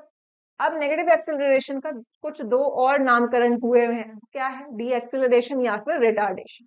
न्यूमेरिकल्स में ये वाले वर्ड्स भी यूज कर लिए जाते हैं, कई बार आपको साइन लिखकर नहीं देगा, बोलेगा body is retarded with this much so and so value, तो समझना कि क्या हो रहा है, मेरी वेलोसिटी टाइम के साथ डिक्रीज कर रही है, नेगेटिव एक्सेलरेशन की बात हो रही है। ठीक है जी, चलो एग्जाम्पल क्या है, बॉडी मूविंग वर्टिकली अपवर्ड्स, आप किसी चीज को ऊपर से, यहाँ से फेंका ऊपर, तो क्या हुआ, आपने मैक्सिमम वेलोसिटी के साथ फेंका, तो ऊपर जाके क्या होगा, जीरो होगा, तो धीरे धीरे वेलोसिटी ऊपर जाते हुए क्या हो रही है, घट रही है, तो टाइम के साथ वेलोसिटी घट रही है, तो क्या हो गया, और यहाँ पे जब ऊपर आपने फेंका, उसकी वेलोसिटी कहाँ है, ऊपर, लेकिन उस पे एक्सेलरेशन कौन लगा, उसकी वेलोसिटी कम क्यों हो रही है, क्योंकि उस पे ग्रेविटेशन लग रहा है ना, तो उस पे अर्थ क्या कर रहा है, उसको एक्सेलरेट कर रही है नीचे की डायरेक्शन में, उसको एक्सेलरेशन ड्यू टू ग्रेविटी कहते हैं, याद आया, तो एक्सेलरेशन ड्यू टू ग्रेविटी कहाँ लग रहा है, एक्सेलरेशन नीचे हो रहा है और वेलोसिटी ऊपर जा रही है, तो ऑपोजिट डायरेक्शन हो गया, तो मेरा नेगेटिव एक्सेलरेशन। ठीक है, चलो नेक्स्ट क्या है, जीरो एक्सेलरेशन। जीरो एक्सेलरेशन क्या होता है, जीरो एक्सेलरेशन का मतलब क्या हो जाएगा, जब मेरा चेंज इन वेलोसिटी हो ही, मतलब मेरा वेलोसिटी कांस्टेंट हो जाएगा, तो क्या हो जाएगा, अगर एक टाइम में मैंने देखा 20 पे था, फिर और 2 सेकंड बाद मैंने देखा अभी भी 20 पे था, फिर और देखा तो भी 20 पे था, तो टाइम के अगर मेरा वेलोसिटी कांस्टेंट है तो मेरी ऑब्वियसली v और u अगर बराबर हो जाएंगे, initial velocity is equal to final velocity, तो मेरी एक्सेलरेशन क्या आने वाली है, जीरो। ठीक है जी, याद आ गया। अच्छा, यहाँ पर आप इसमें पॉजिटिव में ये एक और ये बात करते हो कि वेलोसिटी इंक्रीजेस विद टाइम, तो यहाँ पर अगर हम फॉर्मूला की बात करें, v minus you by T का फॉर्म होता है, तो यहाँ पर पॉजिटिव चाहिए मुझे, तो मेरा v क्या होना चाहिए, u से बड़ा होना चाहिए, है ना, फाइनल वेलोसिटी हमेशा बड़ी होगी u से, तब ये तो इंक्रीजिंग विद टाइम होगा ना, ये वाला एक और पॉइंट हमारा डिफरेंस में काम आता है। सेकेंड में हमारा नेगेटिव में क्या था, हमारे पास v अगर छोटा है u से तो नेगेटिव आएगा, है ना, v minus you by T है, तो क्या हो जाएगा, 2 माइनस 5 हो गया, तो हमारे पास क्या होगा, -3 आया, तो अगर मेरा v छोटा है u से तो मेरी नेगेटिव एक्सेलरेशन। और अगर यहाँ पे जीरो एक्सेलरेशन का हमने देखा कि velocity remains constant, that means v is equals to u, तो हमारा क्या हो जाएगा, जीरो एक्सेलरेशन। एग्जांपल क्या हो जाएगा, आप एक हाईवे पे स्ट्रेट पाथ पे चल रहे हो, एक्सप्रेस वे पे चल रहे हो, स्ट्रेट है वो, और वहां पे आपने क्रूज मोड पे गाड़ी डाल दी, तो क्या है आपका जीरो एक्सीलरेट। ऐसा तो नहीं है ना आप नहीं कर रहे हो एक्सीलरेट, मतलब मूव नहीं कर रहे हो, मोशन नहीं हो रहा, मोशन हो रहा है लेकिन आप एक्सेलरेट नहीं कर रहे हो क्योंकि आपकी वेलोसिटी क्या है, कांस्टेंट। कोई ट्रेन है 60 किलोमीटर पर आवर की स्पीड से जा रही है, स्ट्रेट पाथ पे जा रही है, ट्रैक पे जा रही है, तो भी क्या हो गया, जीरो एक्सेलरेशन। ठीक है, चलो जल्दी से आगे चलते हैं। दूसरा चीज आता है, बहुत इंपॉर्टेंट है, क्या है आपका यूनिफॉर्म एक्सेलरेशन और नॉन यूनिफॉर्म एक्सेलरेशन। देखो ये कंफ्यूजन बच्चों को आती है यूनिफॉर्म एक्सेलरेशन और यूनिफॉर्म मोशन में। अभी हम यूनिफॉर्म मोशन भी करेंगे। यूनिफॉर्म एक्सेलर जहां एक्सेलरेशन की बात होगी वहां चेंज इन वेलोसिटी की बात हो रही होगी, ये बुद्धि में बिठा के रख लो। एक्सेलरेशन का मतलब ही क्या है, टाइम के साथ वेलोसिटी का चेंज होना। तो यूनिफॉर्म एक्सेलरेशन का मतलब क्या है, जो मेरा velocity changes equally in equal interval of time. मान लेते हैं कि आपका हमारा तो 20 से चालू हुई इसकी, एक सेकंड में देखा मैंने तो 20 से 30 पे गई, फिर अगले सेकंड में देखा 30 से 40 पे चली गई। तो मेरा जो चेंज है क्या हो रहा है, 20 से 30 पे 10 है, 30 से 40 पे फिर से 10 है, फिर अगर 40 से 50 पे जाएगी फिर से 10 है। तो जो मेरा चेंज इन वेलोसिटी है, जो मेरा डेल्टा वी है, चेंज इन वेलोसिटी अगर वो इक्वल इक्वल जा रहा है टाइम के साथ, तो उसको हम क्या बोलेंगे, यूनिफॉर्म एक्सेलरेशन। ठीक है। और अगर मेरा नॉन यूनिफॉर्म एक्सेलरेशन है, मतलब कि पहले 10 से 20 गई और फिर उसके बाद एक खाली जगह मिल गई तो मैंने सीधा 60 पे पहुंचा दी, एंड सो। तो इक्वल इंटरवल ऑफ टाइम में अगर मेरा अनइक्वल तरीके से मेरा वेलोसिटी चेंज हो रहा है, that is non uniform acceleration. Traffic में कार मूव करेगी, उसका एग्जाम्पल है ये आपका नॉन यूनिफॉर्म एक्सेलरेशन। अगर कोई बॉडी फ्री फॉल कर रही है, फ्री फॉल मतलब ऐसे आपने किसी चीज को ऊपर से फेंक दिया तो वो फ्री फॉल कर रही है, तो वहां पे आपकी एक यूनिफॉर्म तरीके से आपकी वेलोसिटी चेंज हो रही है। ठीक है जी, वो एक आपका क्या आ जाता है, यूनिफॉर्म एक्सेलरेशन। चलो नेक्स्ट देखते हैं, यूनिफॉर्म मोशन। जहां मोशन की बात होती है वहां डिस्टेंस से हम कंपेयर करते हैं। ये चीज बहुत इंपॉर्टेंट है, ध्यान रखना। हम देखो यूनिफॉर्म मोशन हमें स्पीड से नहीं मिल रहा है, स्पीड उसका आउटकम है, उसका मतलब इफेक्ट है स्पीड का। कॉज क्या है, एक सेकंड में 10 मीटर चला, अगले सेकंड में फिर से 10 मीटर चला, फिर अगले सेकंड में फिर से 10 मीटर चला। So equal distance covered by any object in equal interval of time, equal distance in equal interval of time, that is your uniform motion. Uniform acceleration क्या था, change in velocity is equal in equal interval of time, change in velocity equal है equal interval of time में, that is uniform acceleration. This uniform motion क्या है, equal distance in equal interval of time. ठीक है जी। अब अगर equal distance है और इक्वल टाइम में हो रहा है, तो अगर डिस्टेंस 10 है और फिर आपका टाइम 1 सेकंड है, तो स्पीड क्या रहने वाली है, डिस्टेंस अपॉन में टाइम, तो 10 रहने वाली है। अगले सेकंड में भी 10 रहेगी, अगले सेकंड में भी 10 रहेगी। तो यहाँ पर आपके पास उसका आउटकम आ रहा है, क्योंकि मेरा डिस्टेंस बराबर आ रहा है हर टाइम में, उसका आउटकम है मेरा कि स्पीड कांस्टेंट आ रही है। आप स्पीड से पता नहीं लगा सकते हो, क्या है कि स्पीड से आप नहीं पता लगाओगे कि आपका डिस्टेंस का टाइम क्या है, वो सेम हो सकता है ना। स्पीड आपकी 40 है तो वो किसी भी तरीके से 40 आ सकता है, याद है हमने इसको अच्छे से डिटेल में समझा था। आपको ये ध्यान रखना है, क्योंकि डिस्टेंस और टाइम इक्वल है, उसका आउटकम क्या है, मेरा स्पीड कांस्टेंट है। तो यहाँ पर क्या होगा definition, body said to be in uniform motion when it travels equal distance in equal interval of time, speed remains constant. ये इसका आउटकम निकल के आता है। अगर स्पीड कांस्टेंट है, अभी बढ़ा था, स्पीड अगर कांस्टेंट होगी तो एक्सेलरेशन क्या रहने वाली है, जीरो। ठीक है जी, यूनिफॉर्म मोशन में मेरी एक्सेलरेशन क्या होता है, जीरो। बेटा ये कुछ जो टर्म्स है ये बहुत इंपॉर्टेंट है, बहुत काम आते हैं ग्राफ के टाइम पे।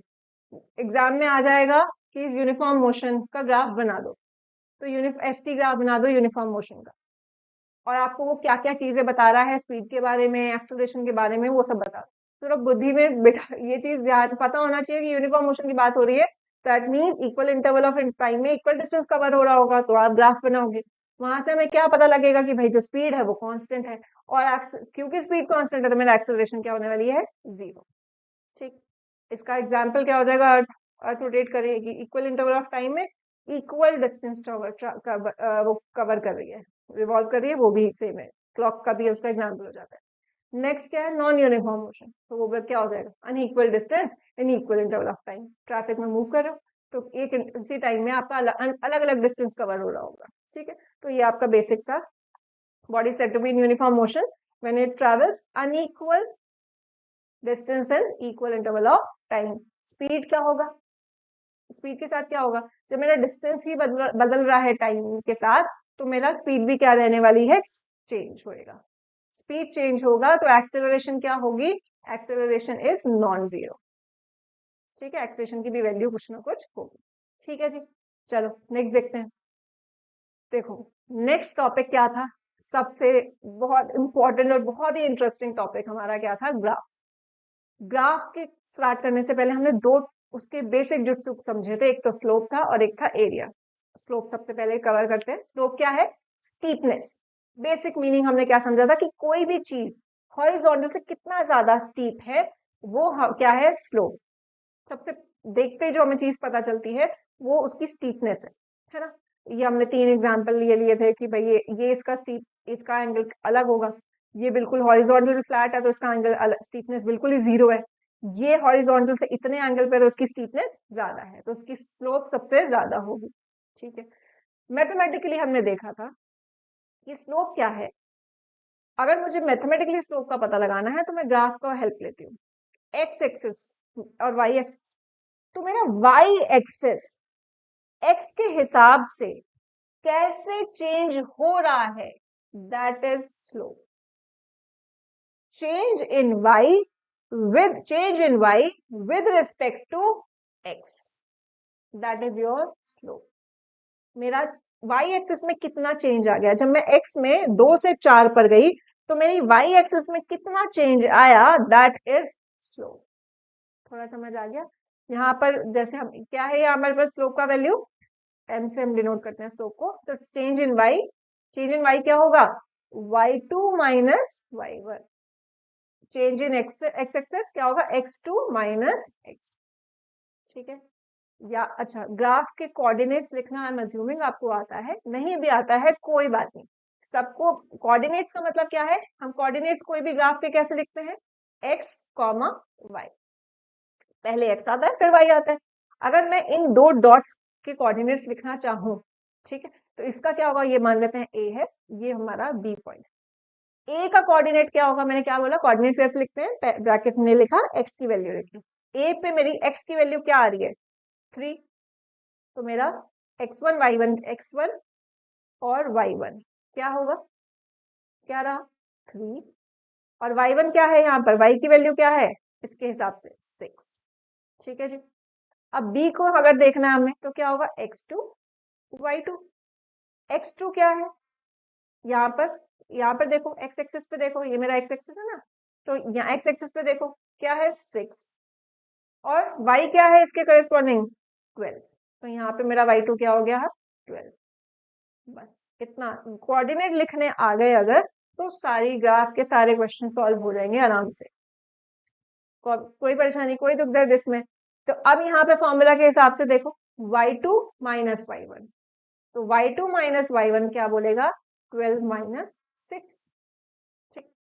x2 माइनस x1 क्या है, 6 माइनस 3, तो बस इसको कर दो, 12 माइनस 6 क्या हो गया 3, यहाँ पे आ गया 3, यहाँ से आ गया 2, ठीक है जी, कोई परेशानी कोई दिक्कत। अच्छा, अब एक और कंफ्यूजन बच्चों में आती है कि हम अगर इसको पहला ले ले, इसको x1 ले ले, y1 ले ले और इसको x2, तब भी कोई फर्क नहीं पड़ता, तब भी आपका आंसर सेम रहेगा गिवन। आप वैल्यूज उल्टा पुल्टा मत कर दो। आप क्या करते हो, गड़बड़ क्या होती है, आपने यहाँ तो x1 ले लेते हो लेकिन y1 इसको ले ले, ऐसा नहीं चलेगा। अगर आपने इसको x1 y1 लिया है, मतलब ये दोनों साथ में आएंगे, ठीक है, जो वैल्यू है यहाँ पे x2 y2 लो, कोई परेशानी नहीं, करके देख लेते हैं। अगर मैं इसमें x1 y1 और इसको x1 मानू और इसको मेरा x2 y2 मानू, तो क्या होगा, y2 माइनस y1 फॉर्मूला है, तो y2 क्या हो गया मेरा यहाँ पर 6 माइनस 12, ठीक है जी। अब क्या है, x2 माइनस x1 क्या होगा, 3 माइनस 6, सिंपल, तो क्या हुआ, -6 -3 क्या आ गया आंसर 2। अगर आपने एक भी चीज मतलब ऊपर तो y2 मतलब आपने उस हिसाब से लिख लिया, लेकिन नीचे वाले को उल्टे तरीके से लिख दिया तो आपका माइनस में आ जाएगा आंसर, वो गलत हो जाएगा। ठीक है, तो इजी करने के लिए क्या करते हैं, ओरिजिन से चालू करते हैं। जो पहला पॉइंट आएगा आपके पास ग्राफ में, जिस भी शेप का ग्राफ है, ओरिजिन से चालू करो, जो पहला पॉइंट आ रहा है उसको x1 y1 मान लो, सिंपल। उसको 1 मान लो, आगे वाले को 2 मान लो, जैसा होगा देखा जाएगा, उसकी वैल्यू फिर उस हिसाब से लिखते जाओ। कोऑर्डिनेट्स लिखना सीख लो, बाकी सब आ जाएगा। ठीक, चलो आगे देखते हैं। अच्छा, यहाँ वाले इसमें हमने एक और चीज देखी थी कि अगर इसका फिजिकल इंपॉर्टेंस क्या आ जाती है। फॉर्मूला अगर अभी हमने पढ़ा कि अगर मैं इस वाई एक्सिस पे अगर मैं डिस्टेंस ले लूं और एक्स एक्सिस पे मैं टाइम ले लूं, तो क्या निकल के आएगा, डिस्टेंस, जो चेंज इन डिस्टेंस मतलब d2 माइनस d1 अगर मैं कर दूं, है ना, d2 माइनस d1 आएगा upon t2 minus t1। Answer distance में से डिस्टेंस निकलेगा तो आएगा तो ऊपर डिस्टेंस ही, और टाइम में से टाइम माइनस होगा तब भी टाइम आएगा, तो डिस्टेंस अपॉन टाइम हमको क्या देता है, डिस्टेंस अपॉन टाइम किसका फॉर्मूला होता है, स्पीड का। तो फिजिकल इंपॉर्टेंस क्या है हमारी, कि हम जब चेंज की बात करते हैं, change in Y axis with respect to X axis, तो हम डिस्टेंस और टाइम का रेशियो की बात कर रहे हैं कि मेरा कैसा चेंज हो रहा है एक्स एक्सिस के हिसाब से, वो हमें क्या दे रहा है इस केस में, स्पीड। ऐसे ही अगर मैं वेलोसिटी टाइम ग्राफ ले लूं, ऊपर हमारा वाई एक्सिस पे वेलोसिटी है और यहाँ पे टाइम है, तो change in velocity with respect to time क्या होता है, एक्सेलरेशन। तो that means distance time graph लूं, अगर मैं पोजीशन टाइम ग्राफ लूं, तो उसका स्लोप मुझको क्या देता है, स्पीड।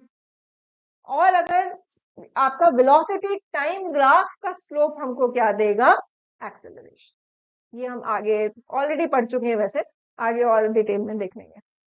ठीक है जी, अब स्लोप के डिफरेंट डिफरेंट तरीके, मतलब हम ग्राफ को अलग अलग शेप में पढ़ेंगे, है ना, तो सब में स्लोप का वैल्यू पहले से ही समझ लेंगे तो हमारे लिए एक चीज इजी हो जाती है। अब अगर फ्लैट लाइन, ये तो हमने ऑलरेडी समझा, स्टीपनेस स्लोप है, फ्लैट लाइन है, फ्लैट लाइन है, स्टीपनेस क्या हो जाएगी, जीरो, तो मेरा यहाँ पर इस केस में क्या है, मेरा स्लोप क्या है, जीरो। स्टीपनेस अगर ऐसा स्ट्रेट लाइन आए, मतलब हॉरिजॉन्टल से तो थोड़ा ऊपर है लेकिन एक स्ट्रेट लाइन है, स्ट्रेट लाइन है, अब क्या होगा, अगर मैंने इस यहाँ इस पॉइंट पर देखा तो मेरे हॉरिजॉन्टल से सेम एंगल है, अगर मैंने इस पॉइंट पे देखा तो एक और हॉरिजॉन्टल ड्रॉ कर दो तब भी सेम एंगल आ रहा है, इस पे देखा तो भी मेरा सेम एंगल आ रहा है, तो मेरी स्टीपनेस किसी भी पॉइंट पे चेंज नहीं हो रही है। दैट मीन्स मेरा स्लोप इस केस में कैसा रहने वाला है, कांस्टेंट। अगर हॉरिजॉन्टल लाइन है, फ्लैट लाइन है, तो क्या है, स्लोप जीरो। अगर स्ट्रेट लाइन है और स्टीपनेस है उसके अंदर और स्ट्रेट लाइन है, तो मेरा स्लोप क्या होगा, कांस्टेंट। अगर मेरा स्लोप डाउनवर्ड डायरेक्शन में है, तब क्या होगा, याद है, डाउनवर्ड डायरेक्शन में है मतलब मेरी y की वैल्यू कम हो जा रही है टाइम के साथ, तो मतलब एक्स एक्सिस के हिसाब से मेरा y की वैल्यू कम हो रही है, तो क्या होगा, मेरा स्लोप क्या हो जाएगा, नेगेटिव। ठीक है, क्योंकि y2 माइनस y1 करना है ना, तो y2 माइनस इसको माइनस करोगे इससे, तो बड़ी वैल्यू छोटी वैल्यू को आप बड़े से माइनस करोगे, माइनस में आएगा, है ना, तो नेगेटिव वेलोसिटी, अब सॉरी नेगेटिव स्लोप आ जाएगा। यहाँ पर क्या है, एक कर्व पाथ में ऊपर जा रहा है, तो लेकिन आप इस पॉइंट पर देखो, मेरा एंगल ये है, इस पॉइंट पे देखा मैंने तो स्टीपनेस इतनी बढ़ गई, इस पॉइंट पर देखा तो भाई बहुत ज्यादा बढ़ गई। तो टाइम के साथ मतलब एक्स एक्सेस के हिसाब से मेरा जो चेंज है, यहाँ पर जो चेंज है वो बढ़ता जा रहा है, ये चेंज बढ़ता जा रहा है टाइम के हिसाब से, तो दैट मीन्स मेरा स्लोप टाइम के साथ बढ़ रहा है, तो मेरा स्लोप क्या है यहाँ पर, इंक्रीजिंग। तो ऐसा कर्व ऐसा पुष्पा वाला आएगा तो स्लोप क्या है, इंक्रीजिंग। ठीक है, अब सांप का फन होएगा तो क्या होता था, यहां से इस पॉइंट पे लो तो मेरा एंगल ज्यादा है, यहाँ पर देखो तो एंगल कम हुआ, फिर यहाँ पे देखा तो और ही कम हो गया, तो ये जो चेंज है, यहाँ ज्यादा ये कम, यहाँ पे और भी कम, तो टाइम के साथ मेरा स्लोप क्या है, डिक्रीज कर रहा है, तो ये क्या है, मेरा स्लोप डिक्रीज। ये कुछ शेप्स जो है बुद्धि में बिठा लोगे तो आधे आपका जो ग्राफ है वो बहुत ईजी बन जाता है। ठीक है जी, चलो नेक्स्ट देखते हैं, नेक्स्ट क्या था, एरिया। स्लोप आपको बताता है कोई चीज कैसे और कितनी चेंज हो रही है, मतलब चेंज कितना हो रहा है टाइम के साथ एक्स एक्सिस के हिसाब से, वो चेंज बताता है स्लोप। लेकिन उस चेंज के बाद मुझे टोटल क्वांटिटी मिली कितनी, टोटल एक्यूमुलेशन कितना हुआ, वो कौन बताता है, एरिया अंडर कर्व। ग्राफ की कुछ तो शेप है, उस शेप के नीचे का जो एरिया है, इस मान लेते हैं ये वाला एरिया है, ये मुझे टोटल क्वांटिटी बताता है, एरिया बताएगा। एरिया से हमें पता लगेगा ये टोटल क्वांटिटी क्या है। इस केस में जैसे हमने टैप वाटर वाला एग्जांपल पढ़ा था उस सीरीज में कि टैप वाटर खोल दिया है तो टाइम के हिसाब से रेट ऑफ चेंज, मतलब आपका जो पानी का जो रेट है टाइम के साथ वो कुछ वैल्यू दी हुई है और टाइम दिया हुआ है, तो वो जो dr/dt है, रेट है, वो उसको हम अगर उसका एरिया निकाल देंगे तो मुझे पता लग जाएगा एक बकेट में टाइम के हिसाब से कितना पानी आया होगा, कितना इकट्ठा हुआ होगा। यहाँ पर क्या है, स्पीड और टाइम। स्पीड और टाइम का अगर मुझे मतलब एरिया निकालना है, एरिया कैसे निकालेंगे, इसमें दो शेप दिख रही है मुझे, एक तो ट्राइंगल है, राइट एंगल ट्राइंगल है, और एक क्या है, स्क्वायर या एक जो भी व्हाटसएवर मान लो, इसको मान लेते हैं 2 और ये मान लेते हैं 6, यहाँ पे मान लेते हैं 10। ठीक है जी। तो जो मेरा ट्राइंगल है उसका एरिया क्या होगा, half into base into height. Base कितना है 2, हाइट कितना है 10, प्लस ये वाला एरिया रेक्टेंगल कितना हुआ 2, कितना हुआ लेंथ इंटू ब्रेथ, लेंथ तो क्या हो गया 10, ब्रेथ कितनी हो गई 2 से 6 कितना गया 4, तो यहाँ से क्या हुआ 10 प्लस 40 कितना आ गया 50। अच्छा अब ये जरा देखो, मुझे चाहे लेंथ इंटू ब्रेथ करना हुआ चाहे बेस इंटू हाइट करना हुआ, जो मेरा बेस था वो क्या था टाइम, और जो मेरा हाइट था वो क्या था स्पीड। यहाँ पर भी क्या हुआ, स्पीड इंटू में टाइम, ये किसका फॉर्मूला होता है, स्पीड इंटू टाइम किसका फॉर्मूला होता है, डिस्टेंस, है ना, याद है ना, स्पीड इंटू टाइम किसका फॉर्मूला है, डिस्टेंस। इसका मतलब अगर मुझे स्पीड टाइम ग्राफ दिया होगा तो उसका अगर एरिया उस स्पीड टाइम ग्राफ से अगर मुझे डिस्टेंस निकालना है तो मैं स्लोप नहीं निकालूंगी, क्या निकालूंगी, एरिया अंडर दैट कर्व। उस ग्राफ का एरिया निकाल दो तो हमें क्या मिल जाएगा, डिस्टेंस। ठीक है जी। चलो अभी और देखेंगे भी कैसे होता है। अभी आगे हम समझते हैं स्लोप क्या था, चेंज बताता है, एरिया क्या है, टोटल क्वांटिटी कितनी एक्यूमुलेट हुई वो बताता है। स्लोप का फॉर्मूला क्या था, y2 - y1 अपॉन में x2 - x1, और एरिया तो आपको अलग अलग शेप आएगी उसके हिसाब से आप निकालोगे। ठीक है जी, चलो आगे चलते हैं। नेक्स्ट क्या आता है, distance time graph. Distance time graph में अभी हमने समझा था कि डिस्टेंस टाइम का ग्राफ का जो स्लोप है वो क्या बताता है, वेलोसिटी, या डिस्टेंस टाइम ग्राफ है, स्पीड की बात कर रहे हैं, है ना। ठीक है, इसमें अलग अलग शेप हो सकती है। ठीक, देखो क्या हो सकता है, स्टीप फ्लैट है, फ्लैट है दैट मीन्स, अभी देखो टाइम यहाँ पर 0 ले लो, ये 1 ये 2 ये 3, टाइम तो बढ़ रहा है, टाइम तो बढ़ रहा है मेरा, लेकिन मेरा वाई एक्सेस नहीं बढ़ रहा, है ना, दैट मीन्स मेरा डिस्टेंस तो यहाँ मान लेते हैं 10 वैल्यू रही होगी, तो टाइम बढ़े जा रहा है, 3 बजे देखा तब भी 10 पे था, 5 बजे देखा तब भी 10 पे था, तो डिस्टेंस चेंज नहीं हो रहा, है ना, दैट मीन्स ऑब्जेक्ट कैसा है, रेस्ट पर। यहां से हमें क्या पता चला कि ऑब्जेक्ट कैसा है, एट रेस्ट। जी जी।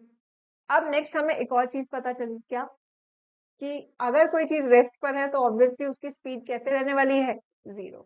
और ये हमें और भी एक दूसरे स्लोप से भी पता चला, स्लोप क्या है, फ्लैट लाइन है, तो मेरा स्पीड क्या हो जाएगी, 0।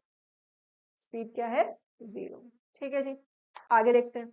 अब क्या आ गया, स्ट्रेट लाइन आ गई। स्ट्रेट लाइन में क्या होता था, स्ट्रेट लाइन में क्या पता लगता था, हमें स्लोप क्या पता है, स्लोप क्या दे रहा है, स्पीड, और स्लोप इस केस में कैसा है, कांस्टेंट, दैट मींस मेरा कांस्टेंट स्पीड रहने वाली है इस केस में। ठीक है, अच्छा ये भी देखो, इक्वल, यहाँ इक्वल टाइम इतना डिस्टेंस कवर किया 2, फिर अगले इक्वल टाइम में उसने फिर 4, फिर अगले टाइम में फिर 6, मतलब वो इक्वल इक्वल डिस्टेंस कवर कर रहा है इन इक्वल इंटरवल ऑफ टाइम। ये किसकी डेफिनेशन होती थी, equal distance travel in equal interval of time, ये किसकी डेफिनेशन थी, यूनिफॉर्म मोशन। दैट मीन्स ये किसका ग्राफ है, यूनिफॉर्म मोशन। ठीक है, यहाँ से भी पता लग रहा है कि स्पीड कांस्टेंट होगी, यूनिफॉर्म मोशन का ग्राफ है अगर एसटी ग्राफ, तो उससे भी पता लगेगा कि भाई स्पीड तो कांस्टेंट रहने वाली है। ठीक है, अदर वे राउंड लिख लो फिलहाल तो चलेगा, स्लोप से हमें पता लग जाएगा कि स्पीड कांस्टेंट है। ठीक है जी, कोई परेशानी नहीं, कोई दुख दर्द। अच्छा अगला देखो, कोई भी टेढ़ा मेढ़ा ग्राफ है, अब क्या हो रहा है, अनइक्वल डिस्टेंस बढ़ रहा है इनइक्वल इंटरवल ऑफ टाइम में। तो अनइक्वल है तो क्या हो जाएगा, नॉन यूनिफॉर्म मोशन। ठीक है जी, नॉन यूनिफॉर्म मोशन। अच्छा, अब इसमें दो और टाइप का भी हो सकता है, क्या ऐसा बढ़ गया तो नॉन यूनिफॉर्मली बढ़ेगा, एसटी ग्राफ है मेरा, लेकिन अगर पुष्पा की फॉर्म में बढ़ेगा तो स्लोप कैसा होता था, इंक्रीजिंग। तो मेरा नॉन यूनिफॉर्म तरीके से मेरा जो स्पीड है वो क्या हो जाएगा, इंक्रीजिंग। और अगर डिक्रीजिंग स्पीड बनानी है नॉन यूनिफॉर्म में तो हमारा ग्राफ क्या होता था, साफ वाला, है ना। तो यहाँ पर मेरी स्पीड क्या हो जाएगी, डिक्रीज। ये दोनों ही ग्राफ क्या है, नॉन यूनिफॉर्म के पार्ट है। ठीक है, नॉन यूनिफॉर्म है क्योंकि अनइक्वल तरीके से बढ़ रहे हैं ना, डिस्टेंस अनइक्वल तरीके से चेंज हो रहा है इक्वल इंटरवल ऑफ टाइम में, तो नॉन यूनिफॉर्म तो है, ये तो हमें पता है। लेकिन अगर बोला जाए कि आपको नॉन यूनिफॉर्म केस है लेकिन स्पीड इंक्रीजिंग दिखानी है तो कैसा दिखाओगे, पुष्पा। और अगर स्पीड डिक्रीजिंग है तो आपका क्या दिखाओगे, सांप। सांप के काटने के बाद स्पीड कम होगी ना, तो डिक्रीजिंग आपका क्या है, सांप। ठीक है, चलो नेक्स्ट देखते हैं। इसमें देखते हैं कि भाई कौन सा ग्राफ हमारा सही है, कौन सा नहीं, मतलब कौन सा पॉसिबल है, कौन सा नहीं। अब देखो इसमें क्या हो रहा है, एस टी ग्राफ है लेकिन एक डाउनवर्ड डायरेक्शन में। ठीक है जी, अब अगर आपको distance time graph clearly mentioned है और आपको नेगेटिव स्लोप दे रखा है, क्या ये पॉसिबल है, टाइम के साथ क्या मेरा डिस्टेंस कभी भी कम हो सकता है, डिस्टेंस हमेशा बढ़ता है ना, it is always positive, time के साथ हमेशा डिस्टेंस बढ़ेगा। तो अगर ये डिस्टेंस टाइम ग्राफ है तो ये पॉसिबल नहीं है। अगर डिस्प्लेसमेंट टाइम ग्राफ होता तो ये पॉसिबल होता। ठीक है, डिस्प्लेसमेंट टाइम तो ग्राफ तो नेगेटिव हो सकता है ना, तो वो ये पॉसिबल होता। लेकिन क्योंकि ये डिस्टेंस टाइम ग्राफ है तो this is not possible possible because यहाँ पर क्या है, टाइम के साथ मेरा डिस्टेंस जो है मेरा नेगेटिव जा रहा है, कम हो रहा है। इसमें देखो टाइम मान लेते हैं ये 3 सेकेंड है, 3 सेकंड पे देखा मैंने, ये 2 पे था, फिर 3 पे था, फिर 4 पे था, फिर देखो तो यहाँ पर क्या है, एक ही टाइम पे तीसरे सेकंड में वो इस पोजीशन पे भी है, इस पोजीशन पे भी है, इस पोजीशन पे भी है, और इस पे एक ही टाइम पर। उसका नारुतो को क्लोन का कोई कॉन्सेप्ट नहीं है ना यहाँ पर, तो भाई कोई क्लोन्स नहीं बन रहे, तो हमारे पास क्या है, ये ग्राफ पॉसिबल नहीं है। एक टाइम पे ऑब्जेक्ट एक ही जगह पे हो सकता है, मल्टीपल जगह पे नहीं हो सकता। ठीक है, तो ये ग्राफ भी पॉसिबल नहीं हुआ। इसमें देखो यहाँ पर ये चीज अगेन, ये चीज इसमें दोनों पिछले दोनों ग्राफ का कॉन्सेप्ट यहाँ पे देखो, यहाँ पर क्या है, टाइम तो बढ़ रहा है, टाइम तो बढ़ रहा है, लेकिन ये यहाँ पर क्या हो रहा है, इंक्रीजिंग डिक्रीजिंग आपको डिस्टेंस दिख रहा है। या फिर अदर वे राउंड भी देखो, ये मान लेते हैं 4 पे, इसकी पोजीशन इधर भी है और इधर भी है, तो एक टाइम पे 2 पोजीशन होना पॉसिबल नहीं है। ठीक है, तो ये ग्राफ भी पॉसिबल नहीं है। इधर देखो टाइम बढ़ रहा है लेकिन डिस्टेंस कांस्टेंट रह रहा है, ये कब पॉसिबल है, जब मेरा ऑब्जेक्ट रेस्ट पर है। ठीक है जी, ये पॉसिबल है लेकिन इसका मतलब क्या है, मोशन नहीं हो रहा है, ये रेस्ट पर है। इसका बताओ, इसमें क्या होगा, यहाँ पर क्या है, टाइम के साथ मेरा डिस्टेंस इक्वली बढ़ रहा है, इक्वल इंटरवल ऑफ टाइम में बढ़ जा रहा है। तो ये किसका क्या बात हो, ये क्या होता था, यूनिफॉर्म मोशन, यूनिफॉर्म मोशन। और क्या बता रहा है कि जो स्पीड है वो कैसे रहने वाली है, कांस्टेंट। ये 2 चीजें बता रहा है, तो ये भी बेसिकली पॉसिबल है। तो डी और ई मेरे पॉसिबल, बाकी कोई पॉसिबल नहीं। रीजन भी सबको क्लियर हो गया। अच्छा, आगे देखते हैं। What does this different region of following graph depicts, क्या है, एसटी ग्राफ है, उसमें ओ से ए, ओ से ए क्या है, एक स्ट्रेट लाइन, स्टीपनेस है पर स्ट्रेट लाइन है। अभी हमने देखा क्या क्या चीजें बताता है, वो 2 चीजें बताता है, एक तो यूनिफॉर्म मोशन है और एक क्या है, मेरा स्पीड कैसा रहने वाला है, कांस्टेंट। तो ओ ए में जो मेरा स्पीड है वो क्या है, कांस्टेंट, और कैसा मोशन है, यूनिफॉर्म मोशन। ए बी में क्या है, ए बी क्या है, फ्लैट लाइन, फ्लैट लाइन क्या है, स्टीपनेस 0, स्पीड क्या है, 0, स्पीड क्या हो गई, 0। ठीक है, अब बी से सी, बी से सी में क्या हो रहा है, एक तो ग्राफ टेढ़ा मेढ़ा है, ये अनइक्वल डिस्टेंस कवर हो रहा है, तो कैसा रहने वाला है, नॉन यूनिफॉर्म। और कैसा है, सांप के फन जैसा, तो मेरा स्लोप क्या है, डिक्रीजिंग। तो मेरा स्पीड क्या है, बी से सी में स्पीड क्या है, डिक्रीजिंग।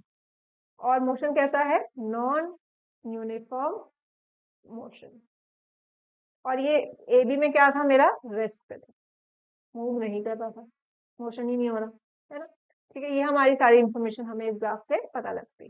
ठीक, कोई परेशानी, कोई देखो बेटा, ये जो ग्राफ्स है ना, ये थोड़ा सा इम्पोर्टेंट है।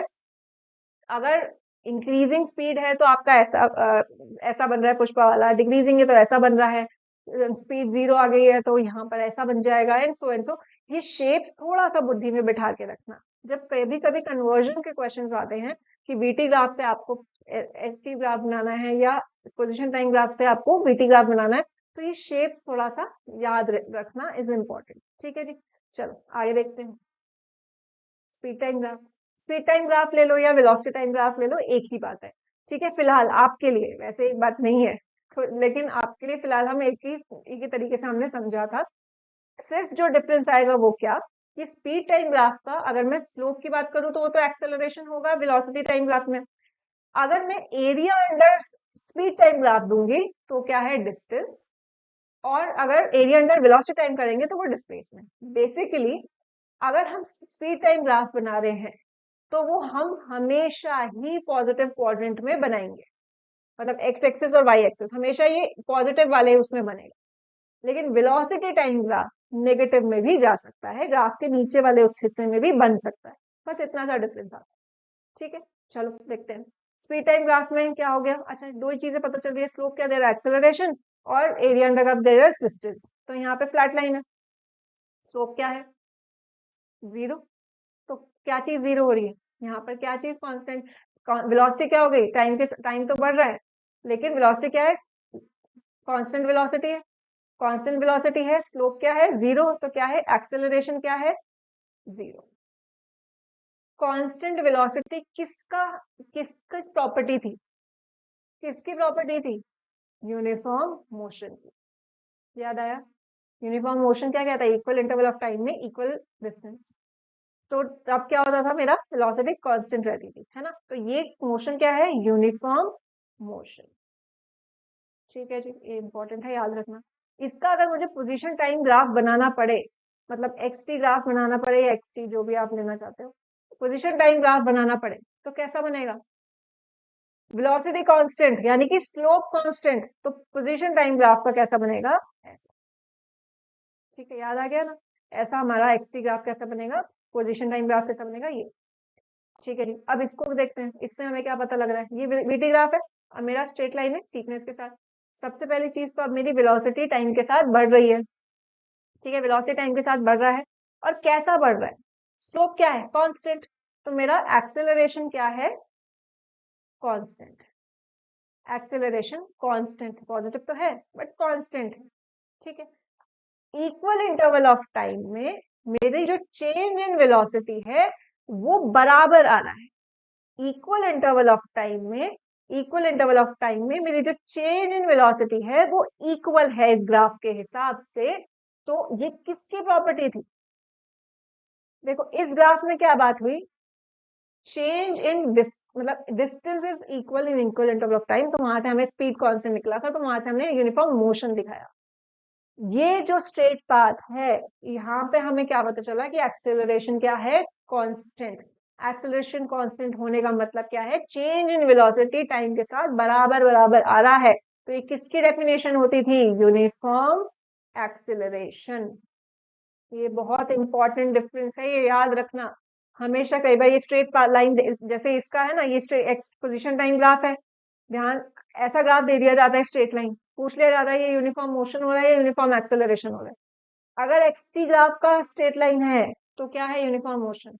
वीटी ग्राफ का अगर आपको ऐसा दिख रहा है स्ट्रेट लाइन तो क्या है आपका, यूनिफॉर्म एक्सेलरेशन। ठीक, कोई परेशानी, कोई दिक्कत। अच्छा, आगे देखते हैं नेक्स्ट में क्या हुआ। अब टेढ़ा मेरा लाइन आ गया तो क्या हो जाएगा, नॉन यूनिफॉर्म। क्या नॉन यूनिफॉर्म, एक्सेलरेशन। यहाँ पर अनइक्वल तरीके से मेरा चेंज आ रहा है, तो अनइक्वल तरीके से अगर मेरा वेलोसिटी चेंज आ रहा है तो क्या है, नॉन यूनिफॉर्म एक्सेलरेशन। तो दोनों ही ग्राफ क्या है, नॉन यूनिफॉर्म एक्सेलरेशन। ठीक है, ये दो, ये वाला भी और ये वाला भी। क्या डिफरेंस है, यहाँ पर मेरा एक्सेलरेशन मतलब स्लोप क्या है, ये पुष्पा वाला स्लोप है ना, तो पुष्पा वाला स्लोप इंक्रीजिंग होता था। दैट मीन्स यहाँ पर मेरा एक्सेलरेशन क्या है, इंक्रीज कर रहा है। ये एक्सेलरेट कर रहा है ये बॉडी, और यहाँ पे ये मेरा एक्सेलरेशन इंक्रीज हो रही है ना, इंक्रीज हो रही है।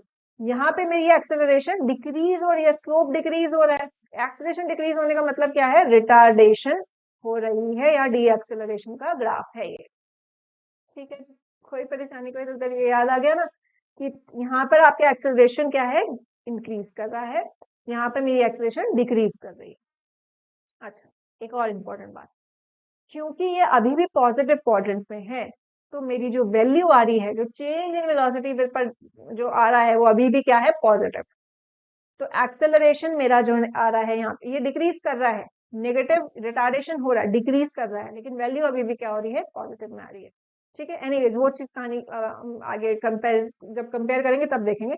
फिलहाल ये चीज ध्यान रखना, स्लोप कैसा increasing, acceleration increasing, acceleration decreasing, आपका एक्सेलरेशन यहाँ रिटार्डेशन का ग्राफ है स्लोप। ठीक है, इधर क्या हो रहा है, वीटी ग्राफ, स्लोप क्या है, डाउनवर्ड डायरेक्शन में। स्लोप डाउनवर्ड डायरेक्शन में मतलब क्या है, मेरा एक्सेलरेशन क्या है, नेगेटिव, एक्सेलरेशन कैसा हो गया, नेगेटिव। यहाँ पे मेरा एक्सेलरेशन नेगेटिव, एक्सेलरेशन क्या हो जाएगा, नेगेटिव। ठीक है जी, और क्योंकि स्ट्रेट लाइन, तो ये क्या है, यूनिफॉर्म। ठीक है, यूनिफॉर्म एक्सेलरेशन हो रहा है, लेकिन जो चेंज है वेलोसिटी का वो तो इक्वल है, लेकिन डिक्रीज कर रहा है ना। तो यहाँ पर आपके पास ये यूनिफॉर्म की बात होगी, और एक्सेलरेशन कैसी होगी, नेगेटिव। नेक्स्ट देखो, यहाँ पर ये इसमें देखो, यहाँ पर क्वेश्चन है कि आपका वेलोसिटी टाइम ग्राफ है और ए भी दे रखा है, दो कार है, कार ए और कार बी, इसमें बताना है कि किसकी ज्यादा एक्सेलरेशन है। सिंपल है, वीटी ग्राफ का अगर एक्सेलरेशन पूछ रहा है तो स्लोप देता है, और स्लोप कैसे पता लगता है, स्टीपनेस से। किसकी स्टीपनेस ज्यादा है, कौन ज्यादा एंगल पर है, ए या बी, ए ज्यादा है, तो मेरी किसकी एक्सेलरेशन ज्यादा है, ए की ज्यादा है, बी। ठीक है जी, यही क्वेश्चन मैंने अदर वे राउंड भी कराया था। अगर यहाँ टाइम होता और यहाँ पे वेलोसिटी होती, तो मेरा इनवर्सली 1 बाय स्लोप आता है ना। पहले वाले केस में मेरा स्लोप, इस स्लोप से क्या पता लग रहा था, एक्सेलरेशन। इस दूसरे वाले केस में मेरा क्या है, स्लोप क्या है, इनवर्सली प्रोपोर्शनल टू एक्सेलरेशन, क्योंकि टाइम ऊपर है, मतलब उल्टा चीज फॉर्मूला आ रहा है। तो यहाँ पर अगर दूसरा वाला केस होता, तब मेरा क्या होता, बी की एक्सेलरेशन हम ज्यादा मानते ए, क्योंकि अपॉन में था, रेसिप्रोकल बोला था। ठीक है जी, चलो आगे देखते हैं। नेक्स्ट में क्या है, अच्छा ये ऑलरेडी ये सेम चीज है कि किसके पास किसकी ज्यादा एक्सेलरेशन है, मैंने ऑलरेडी बता ही दिया। इस केस में क्या हो जाएगा, ए की ज्यादा है बी से, और यहाँ पर क्या हो जाएगा, बी की ज्यादा है ए से, क्योंकि वहां पे इनवर्सली प्रोपोर्शनल है। चलो अच्छा, देखो ग्राफ बनाने में ये थोड़ा सा इंपॉर्टेंट होता है, थोड़ी सी एक्स्ट्रा ही चीज करी थी हमने जब हमने पूरी सीरीज कवर करी, और इसको बहुत डिटेल में किया था। एक्सटी ग्राफ का भी हमने एडवांस वर्जन किया था, पोजीशन टाइम ग्राफ का, और हमने बीटी ग्राफ को भी हमने थोड़ा सा एक्सटेंड किया था एक अलग वीडियो में, जिसमें हमने एक्स्ट्रा चीजें, ग्राफ का कन्वर्जन और वो सब चीजें बताई थी।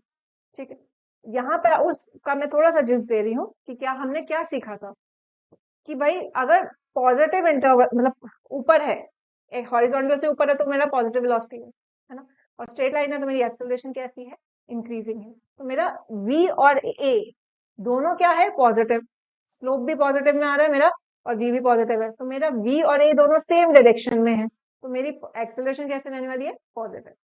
दैट मीन्स मेरी वेलोसिटी इंक्रीज कर रही है टाइम के साथ, तो यहाँ पर क्या है, स्पीड अप आ गया। नेक्स्ट में देखो क्या था, वेलोसिटी नेगेटिव क्वाड्रेंट में, मेरा एक्सेलरेशन भी क्या है, नेगेटिव, स्लोप भी आएगा क्या, नेगेटिव में आएगा, तो दोनों ही क्या है, same direction, even though negative quadrant में है, दोनों वेलोसिटी और एक्सेलरेशन नेगेटिव क्वाड्रेंट में, लेकिन दोनों ही तो नेगेटिव में है। तो अगर v भी माइनस की उल्टा जा रहा है और a भी माइनस में जा रहा है, तो मेरा दोनों सेम डायरेक्शन में है, दैट मीन्स मेरा ऑब्जेक्ट एक्सेलरेट कर रहा होगा, पॉजिटिव एक्सेलरेशन हो रही होगी, तो ये भी क्या हो गया, स्पीड अप हो गया।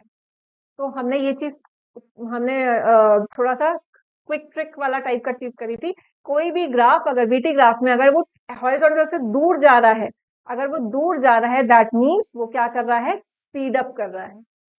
और इस केस में अगर टी की तरफ जा रहा है, तो वो क्या कर रहा है, स्लो डाउन कर रहा होगा। जैसे यहाँ पर मेरा ग्राफ क्या है, मतलब वेलोसिटी की वैल्यू कहाँ है, पॉजिटिव क्वाड्रेंट में, लेकिन कैसा है, स्लोप डिक्रीजिंग, तो नेगेटिव, यहाँ पर स्लोप कैसा आएगा आपका, नेगेटिव।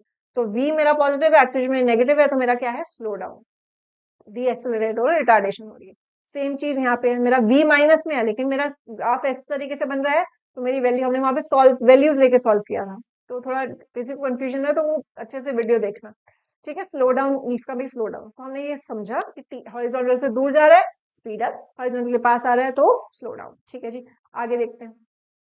अच्छा, ये क्वेश्चन एक पूरा कॉन्सेप्ट मैं इसको डिटेल में सॉल्व नहीं करूंगी, छोटे छोटे स्टेप्स आपको बताऊंगी जल्दी से, क्योंकि वीडियो लंबी हो रही है और शॉर्ट का मतलब नहीं रह जाता। थोड़ा सा आपको जिस्ट दूंगी इसमें क्या चीजें हो रही है। पहला क्या पूछा उसने, एक्सेलरेशन पूछा। तो सबसे पहला काम ही हम क्या कर देंगे भाई, एक्सेलरेशन सबसे पहले हम कोऑर्डिनेट्स लिख लेंगे। मैंने आपको बोला सबसे पहले कोऑर्डिनेट्स लिखो, इजी हो जाता है। हमें एक्सेलरेशन किसकी निकालनी है, ओ ए की।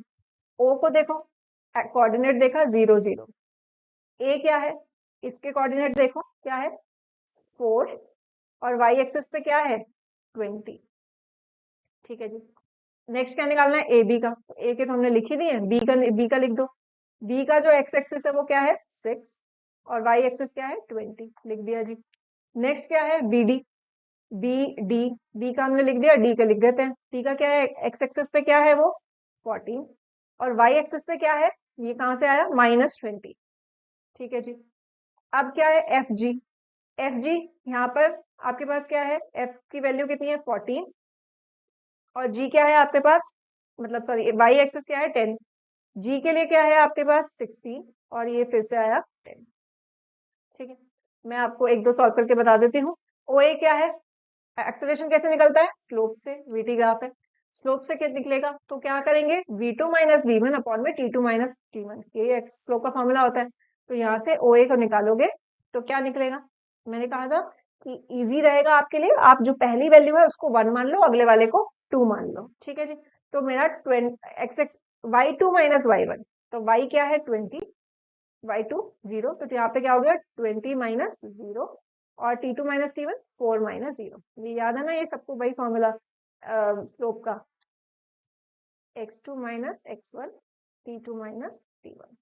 ओ ए निकल गया हमारे पास, कितना आया 20 अपॉन में 4, कितना आया 4 5 जा 20, ये मेरा पास क्या निकलता है स्लोप से, एक्सेलरेशन 5 मीटर पर सेकेंड स्क्वायर।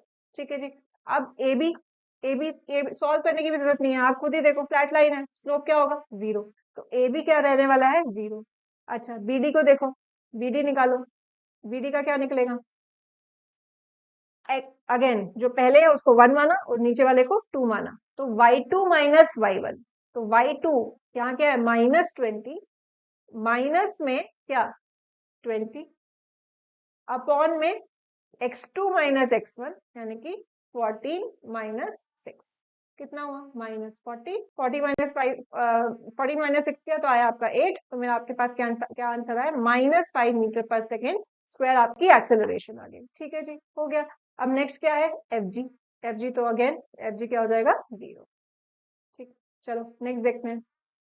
नेक्स्ट में क्या है, distance covered in first 10 second, पहले 10 सेकेंड में कितना डिस्टेंस हुआ, और वीटी ग्राफ है, अगर डिस्टेंस निकालना है तो उसका मतलब क्या करना है भाई, आपको एरिया निकालना है। एरिया निकाल लो जल्दी से, इसका क्या है, ये वाला एरिया क्या है हाफ इंटू, या तो देखो पूरा एक तीनों को अलग अलग करके करो, या फिर हम ट्रेपीजियम ले लेते हैं। ट्रेपीजियम का फॉर्मूला क्या होता है, हाफ इंटू बे sum of parallel sides upon sorry into में हाइट, है ना। तो इसका एरिया निकालो, ए वाला पार्ट का जो भी है, एरिया निकालेंगे तो क्या आएगा half into sum of parallel sides, parallel sides क्या है ये वाला, ये कितना है 10, और ऊपर कितना है ए बी, ए बी कितना है यहाँ से यहाँ तक कितना है 2, इंटू में हाइट, हाइट कितनी है ये, कितनी हो गई 20, दैट्स इट, ये निकला। यहाँ से आ गया 10, तो क्या आया 12, यहाँ 10 प्लस 2 12 आएगा, इंटू में 10 आया तो कितना आ गया 120 मीटर। ठीक है जी, और नेक्स्ट में आगे क्या पूछता है कि लास्ट 2 सेकेंड, लास्ट 2 सेकेंड ढूंढो, 16 से 14 ये मेरे लास्ट 2 सेकेंड है, तो क्या आ जाएगा, आप इसको, ये क्या है रेक्टेंगल स्क्वायर जो भी मान लो, तो आपका रेक्टेंगल क्या हो गया लेंथ इंटू ब्रेथ, तो लेंथ इंटू ब्रेथ क्या आ गया आपके पास, ये 10 ये 14 से 16 कितना हुआ 2, और जी कितना हो गया 10, तो कितना हो जाएगा 20 मीटर। तो आपके पास जो लास्ट 2 सेकेंड्स है उसमें क्या आ गया 2 इंटू 10, आपके पास आपके 20 मीटर हो गया। ठीक है जी, कोई परेशानी कोई दुख दर्द। अच्छा, हमने ये देखो ये देखा था कि हमने इसमें तो इसमें निकाल लिया और ये वाला निकाल लिया, है ना। अगर इसका निकालना चाहूं तो, इसका निकालना चाहें तो क्या करेंगे, हाफ इंटू बेस कितना है 10 से 14, तो क्या आया 4, हाइट कितना है -20, तो कितना हुआ 2 से 2 गया तो क्या आया -40 मीटर। ठीक है, अब मुझे एक बात बताओ, अगर वो टोटल अगर मैं इसमें टोटल डिस्टेंस निकालना चाहूँ कि यहाँ से यहाँ तक मेरा मतलब पूरे टोटल जर्नी कितनी है 16 सेकेंड की, अगर टोटल डिस्टेंस पूछा जाएगा तो आप सिंपली ऐड करोगे, साइन को नहीं लोगे। पहले 10 सेकेंड में कितना हुआ 120, फिर आया 40 और फिर आया 20, तो ये मेरा क्या है टोटल डिस्टेंस कितना हो जाएगा 140 180, आपका 180 मीटर आपका टोटल डिस्टेंस है। ठीक है जी, अगर टोटल डिस्प्लेसमेंट पूछ ले, डिस्प्लेसमेंट में हमारा साइन मैटर करता है, तो क्या होगा 120 -40, क्योंकि 40 मेरा नेगेटिव में आया, और फिर प्लस। ठीक है जी, क्या होगा 120 प्लस 140, 140 में से आप 40 निकालोगे तो कितना हो जाएगा 100। ठीक है जी, कोई परेशानी कोई दिक्कत, तो मेरा डिस्प्लेसमेंट कितना आया 100 मीटर। तो अगर एग्जाम में आपसे पूछ लिया जाए कि आपको एक पूरा ग्राफ की शेप दे रखी है और टोटल पूछ लिया जाए, और अगर वो उसमें पॉजिटिव नेगेटिव क्वाड्रेंट की बात हो रही है, अगर टोटल डिस्टेंस है, तो आप साइन का लेना देना नहीं है, आप सब कुछ ऐड कर दोगे। और अगर डिस्प्लेसमेंट पूछा जाएगा तो आप साइन के साथ उस एरिया की वैल्यू लिखोगे और फर्दर सॉल्व करोगे। ठीक है, इजी है। चलो आगे देखते हैं, नेक्स्ट में क्या है, इसकी कन्वर्जन करनी है। अब देखो, इसमें हमारे पास जो एक्सेलरेशन आई थी वो कितनी आई थी 5, इसमें कितनी आई थी 0, कहाँ गया, हाँ, इसमें क्या था AB में 0, यहाँ पर ये B से D में कितनी आई थी -5, और यहाँ से FG में कितनी आई थी 0। AT ग्राफ बनाना है मुझे, AT ग्राफ बनाना है तो बनाओ, यहाँ पे 0 से 4 जाना है, तो क्या आई मेरी +5, इसको मान लेते हैं, इसको 5, ये +10, ये मेरा -5, ये -10, +5 आई है, कहां से कहां तक 0 से 4, तो +5, फिर F4 से 6 सेकेंड में अगले तक 0 रही, फिर B से D तक यानी कि 6 सेकेंड से लेकर 14th सेकेंड तक वो क्या रहा -5, तो ये रहा -5, फिर 14 से 16 सेकेंड पे क्या रही 0, बस इसको जोड़ दो, ये आपका ग्राफ बन गया, ये एक्सेलरेशन टाइम ग्राफ बन गया आपका, जो VT ग्राफ था क्वेश्चन में उसका एक्सेलरेशन टाइम कन्वर्ट हो गया। ठीक है जी, कोई परेशानी कोई दिक्कत। देखो यहाँ पर मैं पोजीशन टाइम ग्राफ कन्वर्ट करके नहीं दिखा रही हूँ क्योंकि थोड़ा कॉम्प्लेक्स हो जाएगा, और आपके सिलेबस में एक्सेलरेशन टाइम ग्राफ ही आपको हॉट्स में बना के देते हैं। तो अगर लेकिन फिर भी किसी का इंटरेस्ट है कि इस ग्राफ का, ये VT ग्राफ का पोजीशन टाइम ग्राफ कैसे कन्वर्ट होता है, ये मैंने पिछली सीरीज में जो हमने मोशन का सीरीज कराई हुई है पूरी, उसमें आप जाकर देखिएगा वीडियो को, उसमें डिटेल में अच्छे से एक्सप्लेन करिए वैल्यूज दे लेके। ठीक है, उसको ट्राई करना, उससे आपको मिल जाएगा, और उसको देखने से पहले आप खुद भी अटेम्प्ट करना। हमने ऑलरेडी समझी है ये चीज कि अगर मेरा VT ग्राफ ऐसा स्ट्रेट लाइन है तो उसका अगर मुझे पोजीशन टाइम ग्राफ बनाना होगा तो वो कैसा बनेगा, फ्लैट लाइन है तो वो कैसा बनेगा, वो सब चीजें हमने सीखी है। ठीक है, तो उसको एक बार ट्राई करना, फिर मैच करना उस वीडियो में, उसका आंसर देख। ठीक है, चलो आगे देखते हैं। नेक्स्ट में हमारे पास क्या हुआ, देखो 3 इक्वेशन जिट्सो है हमारे पास, 3 इक्वेशन ऑफ मोशन है जिसमें हम मोशन का फ्यूचर प्रिडिक्ट करते हैं। मोशन का फ्यूचर प्रेडिक्ट करना है तो मेरे पास ये 3 इक्वेशन ऑफ मोशन दे दो, हम पता लगा लेंगे। पहली क्या थी, v = u + at, इसको हम क्या बोलते हैं फर्स्ट इक्वेशन ऑफ मोशन भी बोलते हैं, और दूसरा क्या बोलते हैं वेलोसिटी टाइम रिलेशन। ठीक है, यहाँ पे वेलोसिटी है और यहाँ टाइम, तो वेलोसिटी टाइम रिलेशन हमें फर्स्ट इक्वेशन ऑफ मोशन बोलते हैं। ये मेरी सेकेंड इक्वेशन ऑफ मोशन है, क्या है, S = ut + हाफ AT²। इसको हमने तीनों इक्वेशन ऑफ मोशन को बेटा हमने बहुत डिटेल में एक स्टोरी के साथ समझा था प्लेलिस्ट में, मैं उसमें उस डेप्थ में नहीं जा रही हूँ, मैं सीधा क्रिस्प जो आपके काम आने वाला है एग्जाम पॉइंट ऑफ व्यू से, बस मैं सीधा इक्वेशन आ रही हूँ, एंड देन हम फर्दर सॉल्व करेंगे। ठीक है, तो अभी यहाँ पर एस क्या है, ut + हाफ AT², किसके बीच में ये इसका नाम क्या हो जाएगा, पोजीशन का, और क्या दे रहा है टाइम, पोजीशन टाइम रिलेशन। ठीक है, तो इसका नाम पोजीशन टाइम रिलेशन। ये मैं ऐसे नाम क्यों बता रही हूँ, क्योंकि बहुत बार डेफिनेशन आ जाती है या डेरिवेशन आएगी या क्वेश्चन आएगा एग्जाम में या कुछ है, तो आपका कई बार फर्स्ट इक्वेशन थर्ड सेकंड सबको याद रहता है, लेकिन ये नाम बुक में कंफ्यूजन होता है 9th क्लास में स्पेशली, तो थोड़ा सा इसीलिए ध्यान रखने को बोल रही हूँ कि फर्स्ट इक्वेशन ऑफ मोशन क्या है, वेलोसिटी और टाइम के बीच में। सेकंड क्या है, s is equal to ut plus half at square, तो s पोजीशन और टाइम के बीच में। और मेरा जो थर्ड इक्वेशन ऑफ मोशन है वो क्या है आपके पास, थर्ड इक्वेशन ऑफ मोशन का नाम क्या हो जाएगा, v है और s है, तो यानी कि पोजीशन वेलोसिटी रिलेशन। ठीक है जी, कोई परेशानी कोई दुख, ये तीनों इक्वेशन ऑफ मोशन अच्छे से आई एम अज्यूमिंग कि अभी तक तो आपको रट चुके हैं ये ऑलरेडी, बस ये इसका रिवीजन हो रहा है तो उस हिसाब से थोड़ा ध्यान रखना। v is equal to u plus A T, s is equal to ut plus half A T square, और v square minus u square is equal to 2s, या फिर v square is equal to u square plus 2as। ठीक है, चलो आगे देखते हैं।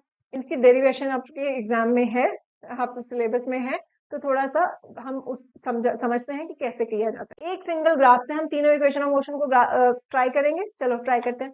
यहाँ पर आपके पास देखो v है और d, हमें क्या निकालना है, v is equal to u plus A T, ये वाला रिलेशन हमें डिराइव करना है। अच्छा, अगर मैं बोलूं स्लोप निकालो, इस ग्राफ का स्लोप निकालो, तो क्या होगा, स्लोप निकालेंगे, स्लोप ऑफ वीटी ग्राफ हमें क्या देता है, एक्सेलरेशन, है ना, एक्सेलरेशन देता है।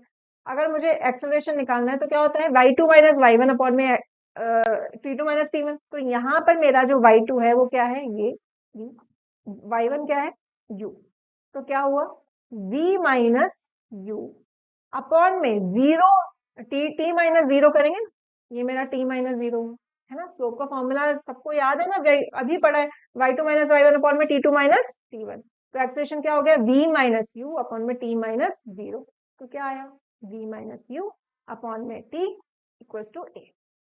इसको इधर पहुंचा दो तो क्या बना, at v माइनस यू, इसको इधर पहुंचा दो तो मेरे पास क्या बना, v is equal to U plus at, ये आपके पास आ गया। इजी है, कुछ भी नहीं करना, पहली इक्वेशन ऑफ मोशन बहुत इजी है, सबसे इजी है, बस स्लोप निकालो, स्लोप का फॉर्मूला लिखो और वहां से मेरी second equation, sorry first equation of motion आ जाएगा।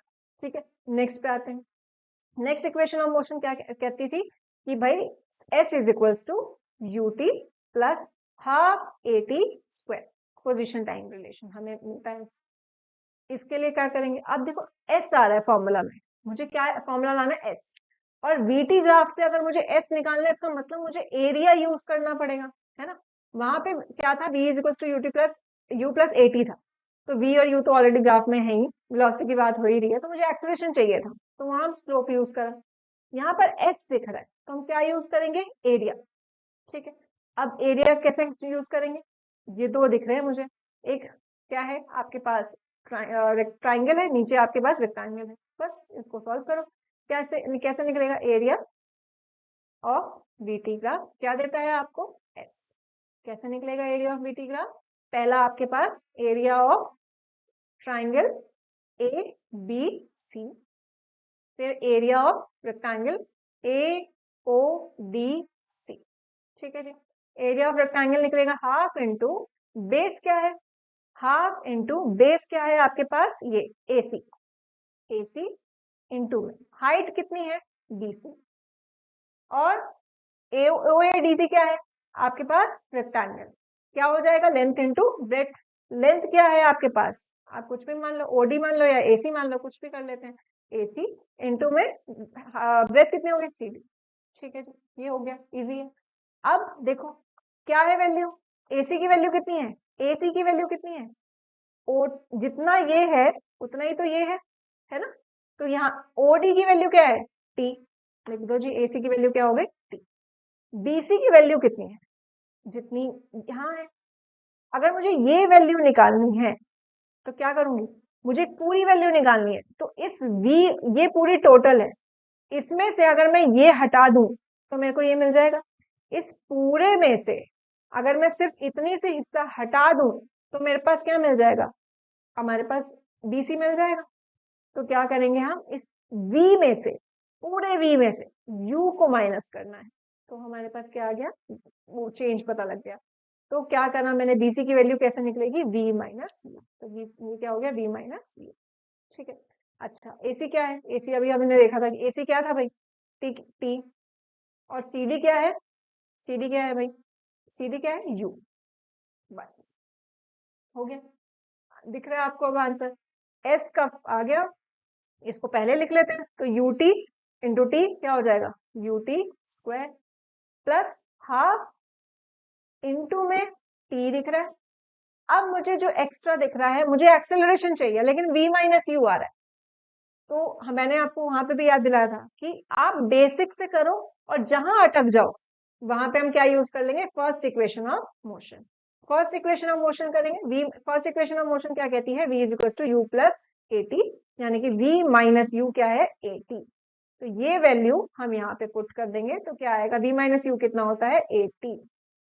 आ गया अब तो S is equal to U T plus, अरे यहाँ भाई ये गड़बड़ कर दिया ना मैंने, यहाँ टी क्यों लिखा हुआ है, सी डी क्या था, यू, यहाँ पर क्या आएगा, ये स्क्वायर नहीं आएगा, अभी क्या लिख रही हूँ, U T plus half A T square. ठीक है जी, थोड़ा सा गड़बड़ हो गया। S is equal to U T plus half A T square आपका सेकेंड इक्वेशन ऑफ मोशन हो जाता है। ठीक है ना, ये क्लियर है ना, इसमें तो किसी को परेशानी नहीं है। सी डी क्या था, ये सी डी क्या था, यू था, है ना, तो U T, U into T. ठीक है, तो S is equal to U T plus half A T square आपका सेकेंड इक्वेशन ऑफ मोशन आ गई। अब थर्ड क्या कहता है, V square minus U square is equal to two A S. मुझे क्या निकालना है, V square minus U square is equal to two A S. Again V T graph है, एस दिख रहा है, तो क्या कर देंगे, एरिया। बट हम ऑलरेडी एरिया को यूज किया था और हमने ट्राइंगल और रेक्टेंगल लिया था, तो उससे तो हमारी वो वाली इक्वेशन आ गई थी। अब लेकिन मुझे अगर एस निकालना है तो एरिया तो यूज करना है, इसका मतलब थोड़ा सा डिफरेंट करके देख लेते हैं। क्या डिफरेंट करेंगे, ये शेप कैसी दिख रही है, ट्रेपीजियम की, तो इस पूरे इस एरिया को निकाल लेते हैं, लेकिन ट्रेपीजियम यूज कर लेते हैं। तो एरिया ऑफ वीटी क्या देता है, एस। एरिया ऑफ एस निकालेंगे कैसे, एरिया ऑफ ट्रेपीजियम करके। ट्रेपीजियम क्या है आपके पास, ट्रेपीजियम क्या आएगा, ट्रेपीजियम क्या है आपके पास, ओ ए बी डी। क्या फॉर्मूला होता है, half into sum of parallel sides. Sum of parallel sides क्या है, ओ ए प्लस ये क्या है, बी डी, बी डी थोड़ा सुंदर लिख रही हूं, और क्या हो जाता है, इंटू में हाइट। हाइट कितना है, ये ए सी, बस हो गया, सिंपल। तो S is equals to 1/2 into में ओ ए कितना हो गया, ओ ए की वैल्यू क्या है, यू। बी डी की वैल्यू कितनी है, जितना यहाँ पे है ना, तो क्या हो गया, वी। और एसी की वैल्यू कितनी है, एसी की वैल्यू कितनी है, टी। ठीक है जी, मेरे को 2s तो दिख रहा है, यहाँ तक तो थोड़ा सा आता हुआ दिख रहा है, लेकिन मुझे ये t आ रहा है। थर्ड इक्वेशन ऑफ मोशन में तो t कहीं आता ही नहीं, तो ये t एक्स्ट्रा आ रहा है, मुझे t को उड़ाना है। तो उस जहां अगेन वही चीज, जहां अटको क्या यूज करना है, फर्स्ट इक्वेशन ऑफ मोशन। फिर से first equation of motion use करेंगे। क्या होती है first equation of motion, first equation of motion क्या कहता है, v is equal to U plus A T. तो क्या हो गया, v minus U is equal to A T. T क्या हो जाएगा, v माइनस यू अपॉन में ए। बस इसको इसमें पुट, इसको यहाँ पे पुट कर देंगे, तो क्या आएगा हमारे पास, s is equal to half into में, आप v प्लस यू भी लिख सकते हैं इसको, है ना, 3+2 करो या 2+3 करो, 5 ही आना है, तो इसको ऐसे लिख लिया। इंटू टी की जगह क्या लिखना है, v माइनस यू अपॉन में a। अब देखो 2 आ गया, a आ गया, पहुंचा दो इसको, 2as क्या बना, v plus you, v minus you. ये किसका फॉर्मूला है, गणित पढ़ी है ना, याद है, ए स्क्वायर माइनस बी स्क्वायर का फॉर्मूला क्या होता है, ए प्लस बी इंटू में ए माइनस बी। तो वही चीज दिख रही है मुझे, तो यहाँ से आ गया 2as इंटू में B square minus U square. ये मेरा थर्ड इक्वेशन ऑफ मोशन आ गया। कोई परेशानी, थोड़ी स्पीड फास्ट, थोड़ी नहीं बहुत स्पीड फास्ट करी हुई है मैंने, आई नो, बट क्योंकि ये रिविजन, ठीक है, रिविजन के तरीके से ही पढ़ा रही हूँ। अज्यूमिंग कि आप ऑलरेडी पढ़ कर आए हो, तो कोई फर्स्ट टाइम अगर इस वीडियो को देख रहा है तो अभी के अभी दफा हो जाओ, यहाँ पे गड़बड़ हो जाएगा आपका। एक कोई वो नहीं है कि चूरन वाला पुड़िया नहीं है कि एकदम से आपने कुछ थोड़ा सा पढ़ो और उसके बाद एग्जाम देने चले जाओ। थोड़ा सा एक बार पहले पढ़ के आना, फिर आपको यहाँ थोड़ा सा स्पीड को आप कोप अप कर पाओगे, वरना आपको ये कुछ अब्बा डब्बा चब्बा लगेगा। चलो आगे देखते हैं। अच्छा, इसके न्यूमेरिकल्स भी आते हैं हमें, उनसे इक्वेशन ऑफ मोशन के न्यूमेरिकल्स भर भर के आते हैं। हम अभी उनको डिटेल में नहीं जाएंगे, पर हम कुछ चीजें समझेंगे कि जहाँ पे ये देखो तीनों इक्वेशन ऑफ मोशन जो है किस में काम आएगा, जब मेरा यूनिफॉर्म एक्सेलरेटेड मोशन होगा। अगर यूनिफॉर्म एक्सेलरेशन नहीं है, देखो वो ग्राफ भी कैसा था, अभी हम जो ग्राफ पढ़ रहे थे वो कैसा था, ये ग्राफ था ना जिससे हमने सारी डिराइव करी। तो जो स्ट्रेट लाइन होता है वो क्या होता है, यूनिफॉर्म एक्सेलरेशन होता है। तो यूनिफॉर्म एक्सेलरेशन से ही हम वो तीनों इक्वेशन ऑफ मोशन को डिराइव कर पाए। अगर यूनिफॉर्म एक्सेलरेशन नहीं है तो वो तीनों इक्वेशन ऑफ मोशन वैलिड नहीं है। आपके में ऐसा कोई क्वेश्चन आएगा नहीं, वो आगे हायर क्लास में आप देखते हैं, लेकिन फिलहाल इतना दिमाग में रखो, ये थ्योरेटिकल कॉन्सेप्चुअल क्वेश्चन में पूछ लिया जाता है। यूनिफॉर्म एक्सेलरेशन मोशन के लिए ही मेरी इक्वेशन ऑफ मोशन वैलिड होती है, अदरवाइज नहीं। ठीक है, डिस्प्लेसमेंट पॉजिटिव भी हो सकता है, नेगेटिव भी हो सकता है ऑफ कोर्स। तो हम एजम्पशन लेके चलेंगे कि कोई भी अगर मोशन डाउनवर्ड डायरेक्शन में होगा तो हम उसको माइनस एस मानेंगे। ठीक है जी, माइनस एस मानेंगे। कोई भी मतलब आपका एक्सेलरेशन और इसमें भी यही सेम चीजें जाती हैं, क्योंकि आपकी वेक्टर में है तो आपकी डाउनवर्ड डायरेक्शन में होगा तो वो माइनस लेके चलेंगे। ठीक है, ऐसे हम उल्टी डायरेक्शन में जाएगा तो वो माइनस लेके चलेंगे, माइनस एक्स की डायरेक्शन में है तो। अगर अच्छा कहीं भी क्वेश्चन में अगर आपको दिखे object is starting from rest, तो आग बंद करके लिख दो u इज इक्वल टू 0। ठीक है, u इज इक्वल टू 0, जहां रेस्ट दिख जाए, स्टार्ट दिख जाए, ये सब दिख जाए तो u इज इक्वल टू 0 पहले ले लेना। अगर बोल दिया है कि ऑब्जेक्ट स्टॉप्स, और वहां जहां स्टॉप की बात हो जाए तो वहां v इज इक्वल टू 0 ले लेंगे, और सारी ही चीजें ऐसा यूनिट्स में हम यूज करेंगे। ठीक है जी, ये ध्यान रखना, कोई परेशानी कोई दुखदर, ये पॉइंट्स इंपॉर्टेंट है, ऐसे ही लग रहे होंगे फालतू बट ये इंपॉर्टेंट है, न्यूमेरिकल करते हुए बहुत काम आते हैं। नेक्स्ट बोलते हैं, नेक्स्ट देखते हैं कि भाई इसमें क्या आपका पास, जब हमें न्यूमेरिकल सॉल्व करना होता है तो हमारे पास सबसे पहला स्टेप हम क्या करते हैं, हमने कुछ 4 स्टेप का कॉन्सेप्ट लिया था और हमने सारे न्यूमेरिकल्स पे इन्हीं को फॉलो किया। और आपको न्यूमेरिकल नहीं भी आते हैं ना, आप ये 4 स्टेप भी करोगे ना, 4 स्टेप से आप इसको करो क्या आओगे, तो मतलब आई एम श्योर कि आपका लास्ट आंसर अगर थोड़ा भी गड़बड़ हो जाएगा लेकिन आपको इसके मार्क्स मिलेंगे। ठीक है, और गड़बड़ होएगा ही नहीं पहली बात तो, क्योंकि आप प्रॉपर तरीके से फॉलो कर रहे हो तो सर आंसर सही आने वाला है, लेकिन स्टिल अगर कुछ कैलकुलेशन मिस्टेक हो गई तो हार्डली हाफ मार्क्स जाएगा।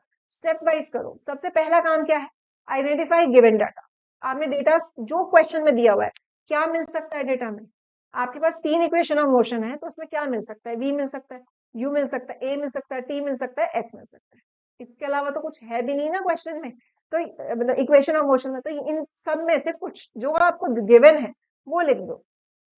फिर देखो कि क्या मिसिंग है, क्या चीज गायब है इसमें से, और फिर क्या पूछा जा रहा है वो भी, है ना।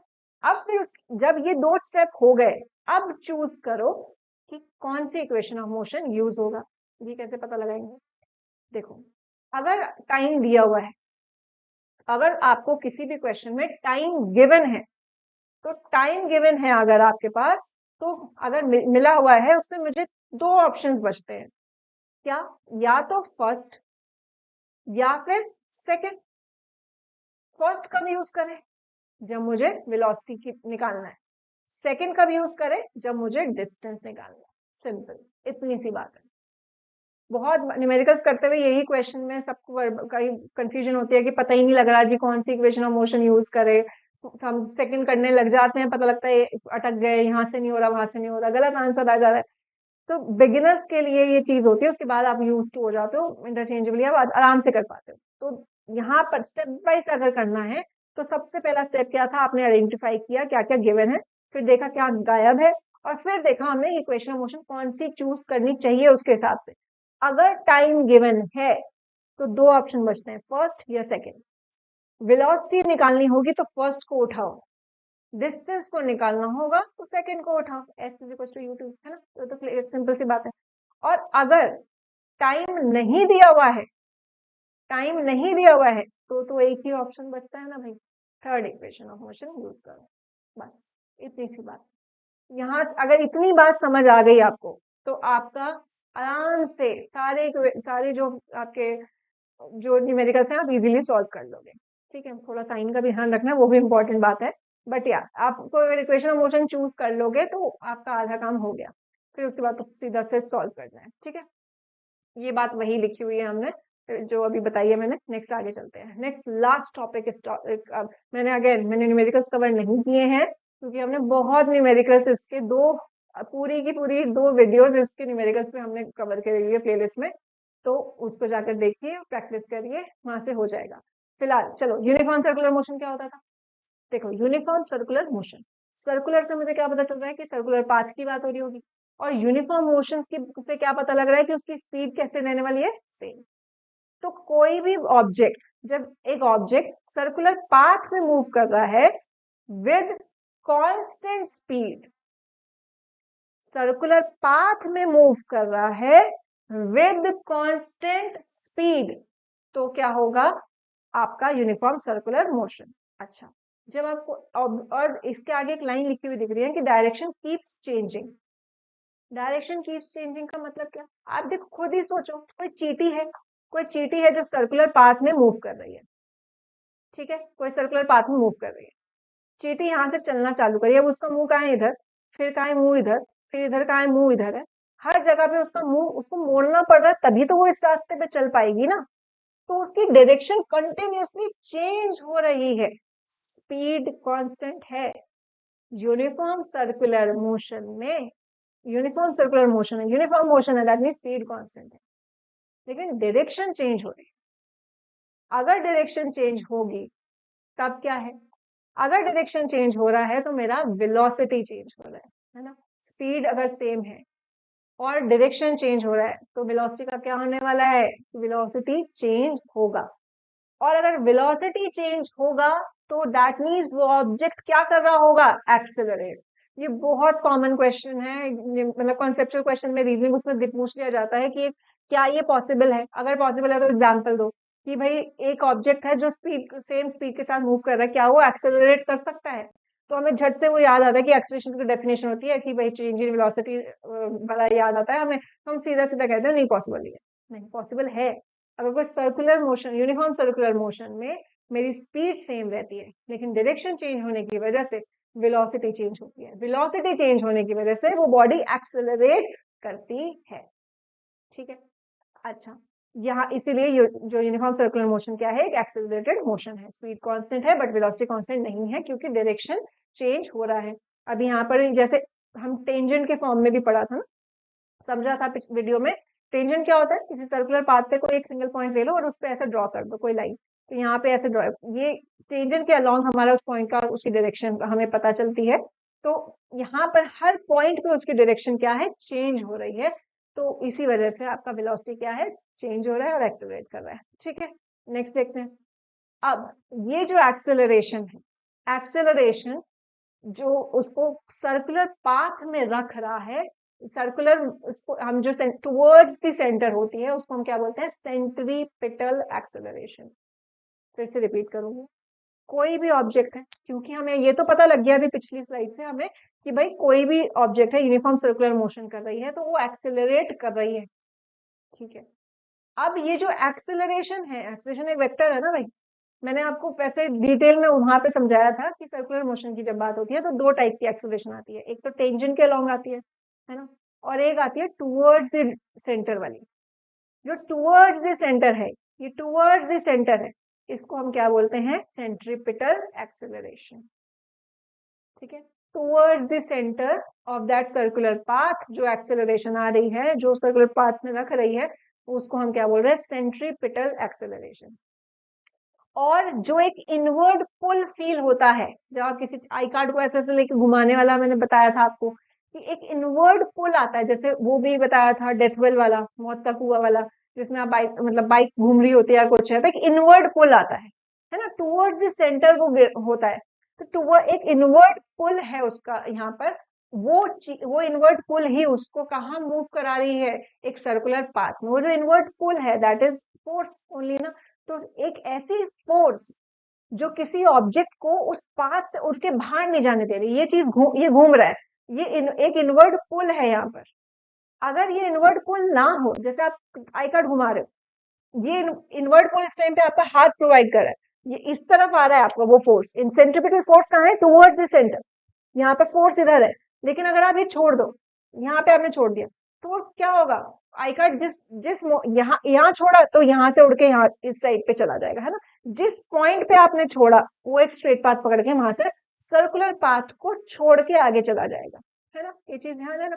तो जब आपके पास एक ऐसी फोर्स जो किसी ऑब्जेक्ट को, एक ऐसी इनवर्ड पुल जो किसी भी ऑब्जेक्ट को सर्कुलर पाथ में घूमने में हेल्प कर रही है, उस सर्कुलर पाथ में मेंटेन कर रही है, वो इनवर्ड पुल को हम क्या बोलते हैं? Centripetal force.